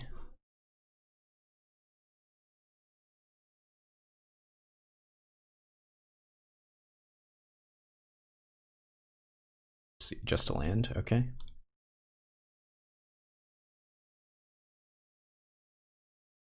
Guess I shouldn't F6 technically because we have this Force of Negation. We're not going to Force of Negation that though. So I think next turn we're going to go for putting Time Warp on top with fetching out a Mystic Sanctuary and then using Omen of the Seas to draw it. Sounds pretty good to me. Okay, or we can just draw Time Warp naturally. That's pretty sick too.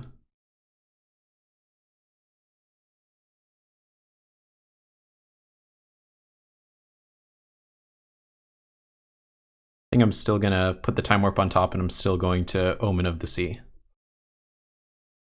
So I'm going to target Time Warp, then in response to this trigger, go ahead and cast Omen. We don't need these. All right, that's nice. And yes, we will use Mystic Sanctuary's ability. Let's see, opponent has a Thassa's Oracle. Okay, that's good to know about. So I think this turn we just cast Snapcaster Mage and Time Warp, then we attack, and then we bounce the Phyrexian Unlife. And at that point, I think the opponent's dead. Let's see. Have enough mana for this. Go ahead and Snapcaster, Time Warp.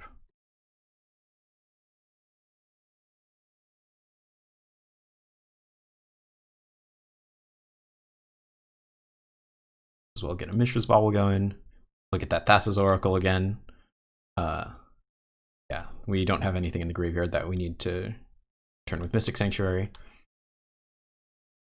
Okay, so we basically have 2 avenues of winning the game here. We can either just attack them normally. Now they're at -3. We can just continue taking extra turns, or we can bounce the Phyrexian Unlife. Let's just bounce the Phyrexian Unlife, I guess. Actually, if we don't show them, they know we have Cryptic. It doesn't matter. We could theoretically gain some, minor percentage points by not showing the opponent our Cryptic Command, but I don't think that really matters. Now that the Phyrexian Unlife isn't on the battlefield, they have -3 life and they die. Okay, sideboarding. I kind of forgot how we sideboarded against this the first time. I think the Meddling Mage and Myth-realized makes sense. Let's see, Graveyard Hate doesn't make sense. Terminus, no. Reinforcements, no. Celestial Purge, no. Forge Tender, no. Aether Gust, no. All right, cool. So we'll put those in. We don't want paths. And I think taking out 2 Time Warps is probably fine. This may or may not be the same way I boarded against the last one, but this seems fine to me. Okay, here we are for game 2. We are going second. Here's our Lurrus. This hand's not amazing, but it's got a Gemstone, it's got an Opt, it's got a Snapcaster, so we will hopefully find some interaction off of the Opt and possibly the Snapcaster Opt. So on our opponent's first turn, we get to Opt. Then on our oh, they suspended Lotus Bloom, annoying. there's a Serum Visions from the opponent. But yeah, so at their end step, we're going to get to opt, and then on our turn 1, we get to suspend Ancestral, and then on our turn 2, we get to play our 3rd land, and then have Snapcaster opt. So that's kind of cool. Let's see what this opt finds us. Double Ancestral? I feel like that's going to be too slow, given that they suspended a Lotus Bloom, so I'll bottom that. No, annoying. That's not the time to be drawing Temporal Mastery. Neither is now. Alright, I suppose I'll just suspend this Ancestral and play a tapped Hallowed Fountain, call it a turn. Alright, opponent has City of Brass into this looks like a Penthead Prism. Yep. So they have a lot of mana very quickly. Our Ancestral Vision is down to 3. So let's see, we can Exhaustion them this turn, which basically just takes them off 2 mana. If they have Phyrexian Unlife, then it stops them from casting it without using up the Penthead Prism, which is good for us. If all they had was other stuff, then yeah, this doesn't really do anything. I should have taken out the Exhaustion, actually. Why didn't I do that? I'll go ahead and use it now. But yeah, this would be much better as a Time Warp that I had boarded out. Okay, Lotus Bloom ticking down to 1. It's a Gemstone Mine. Into Serum Visions. Okay, our Ancestral is ticking down to 2. Mishra's Bauble. Guess I'll use this on us, see if we're drawing a Force of Negation or a Cryptic, which are really the only two. Ooh, Remand. Alright, I guess Remand counts, so I'll just play this, and then we can Remand the Lotus Bloom, I suppose. Well, the opponent already has 5 mana. This Lotus Bloom is probably not going to change the math too much. They're a deck that needs 6 mana to go off. So actually, I think I'm not going to hit the Lotus Bloom, given that they already have so much mana.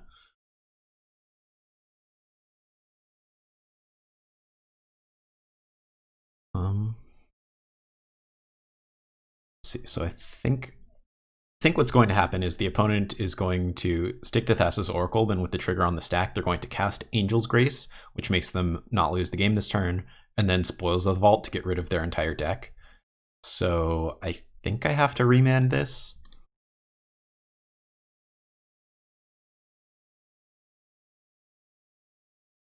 Okay, I think we might still be dead anyway.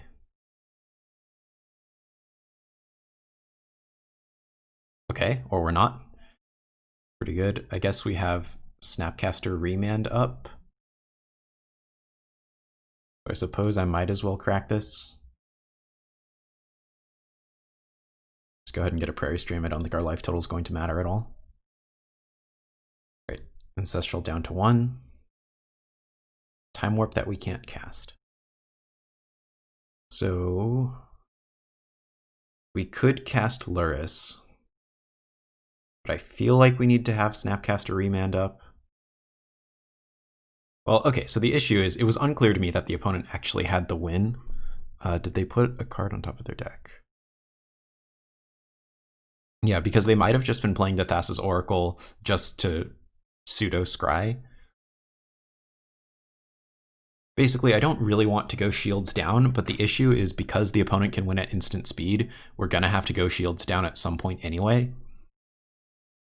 So do we leave up Snapcaster Remand, or do we just cast Lurrus and start trying to get advantage? I think we need to go shields down, because I don't think we're going to win a game where we try to Snapcaster Remand, but could be wrong about that. This definitely could be a decision that kills us. But if we have Force of Negation on top, then we might be okay. Darkslick Shores. All right. Let's draw a Force. Let's draw a Force. Okay, that's not it. Oh man, that was not it.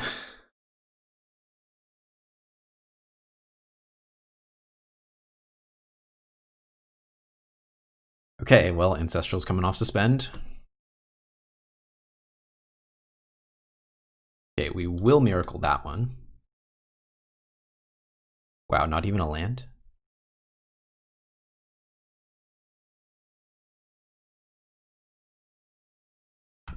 Let's draw a land. Nice. Even a fetch land. Let's see. So we'll do the Pseudo Scry, Mystic Sanctuary. I think we could use lands, so I think we'll keep that. We could theoretically Snapcaster Opt, but then we would shuffle away the land that I think we want. Let's see what they're going to draw. Sleight of hand. That doesn't really tell us anything.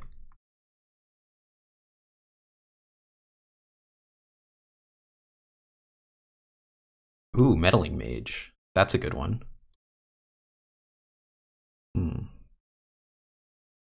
So given that the opponent didn't Pact of Negation us before, do we just go for Time Warp? Or do we go for Meddling Mage on Ad Nauseam? Because I kind of feel like we can't lose if we go on Meddling Mage for Ad Nauseam. Well, I guess let's start by looking at our top card. No covered plains. I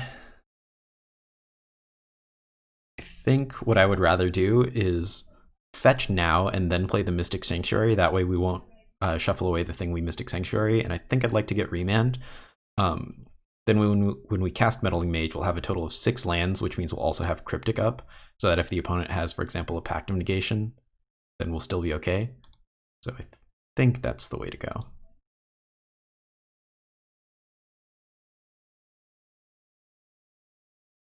And let's go ahead and get in.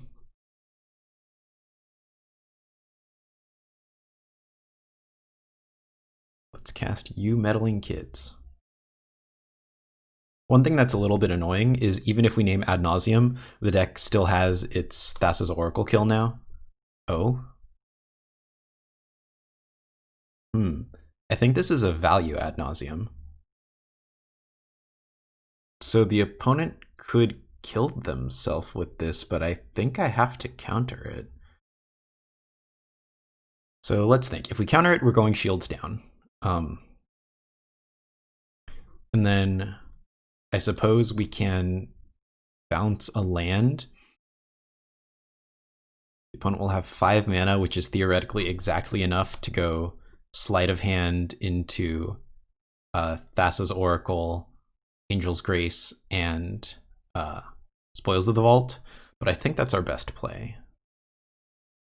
So counter Ad Nauseam, return a tapped land to their hand.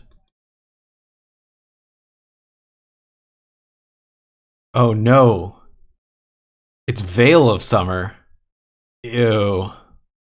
Oh, that's so nasty. I didn't realize they played that card.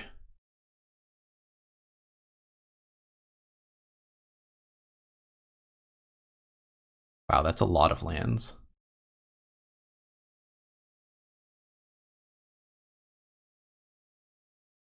Another Veil of Summer? Oh no.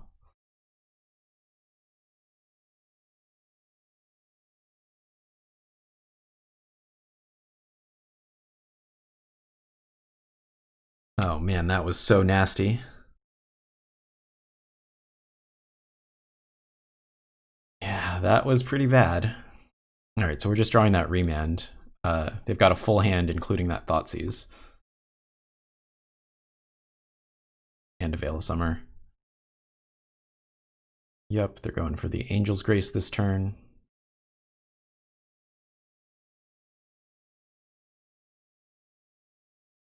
Alright, so the opponent unfortunately has many, many options. Yeah, our poor Thoughts getting seized.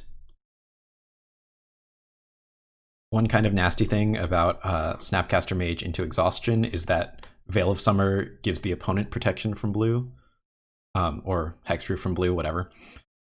So we won't actually be able to do anything.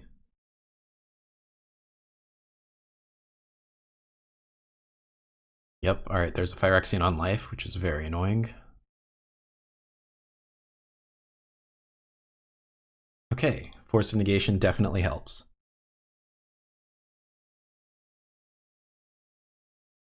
Yeah, they still have the 1 green mana on this, so we can't Snapcaster Exhaustion. We can Time Warp. And then I guess opt and look for a land. We could hold up both Pitching Force with Temporal Mastery and Snapcaster Cryptic. But because of that Veil of Summer, I feel like that's not a super great move. Well, in any case. Let's attack. So basically, one annoying thing is if out of the 3 unknown cards they have Pact of Negation and Ad Nauseam, then let's see. Then I don't think we can win because they have basically 2 counterspells to our 2 counterspells. So I think I'd like to just Time Warp here.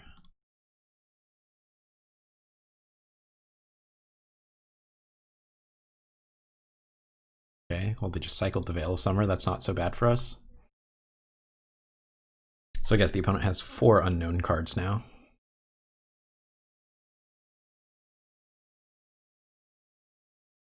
All right, and we won. I guess the opponent just didn't have anything, so that's pretty nice. I'll see you for the wrap up. Okay, so we went 4-1. We beat Jegantha Storm, we lost to Lurrus Death Shadow, then we beat Yorion Scapeshift, and we beat Ad Nauseam twice. Overall, the deck felt really good. I feel like Lurrus combined with Mishra's Bauble is kind of comparable to a Dictative Crucifix, except also it's very different, just in that Lurrus is always there, sitting as basically a free 8th card in hand in every single game. That's just so different from the way Magic plays in general that I totally understand why the companion update is about to happen. So I guess a big question is, will this deck still be playable after the Banned and Restricted update on June 1st? And my answer is, I have no idea. I just don't know what the change will be. I assume it'll be something to weaken companion, you know, maybe like you need to exile a card to cast it, or like if you reveal a companion, it has like the Gemstone Caverns clause where you need to, you know, either exile a card from your hand or put a card from your hand on the bottom of the deck or something. But yeah, it's just very unclear to me if this kind of Lurrus taking turns deck will still be remotely playable after that BNR update. I just don't know. But in terms of the games that we did play, we fought against a lot of spell-based combo. There was Storm, there were 2 Ad Nauseam decks, and Scapeshift is like kind of a spell-based combo deck.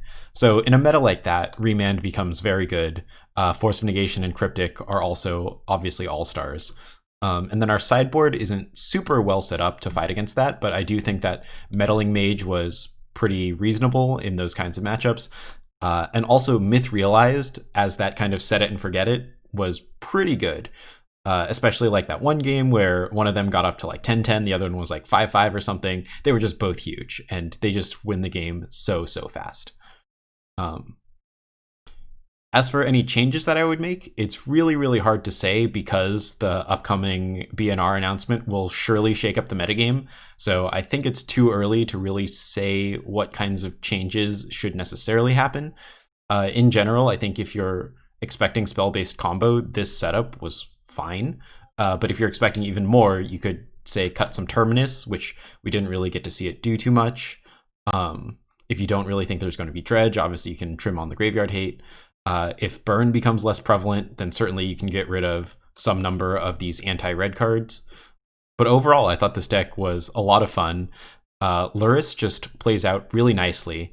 I didn't really miss any of the cards that Lurrus restricts you from playing. It prevents you from playing things like Dictative Crucifix or Jace the Mind Sculptor, and the fact that we didn't have them was just not that big of a deal. The other thing is Mishra's Bauble was substantially more useful than I thought it would be in terms of the looking at the top cards of libraries. It was really helpful both with fetch lands so that we could kind of scry, and also things like deciding what to name for Meddling Mage or deciding just how to play against that card that we know the opponent is going to draw. Anyway, thank you for watching. I hope you enjoyed the video, and I will see you for the next one.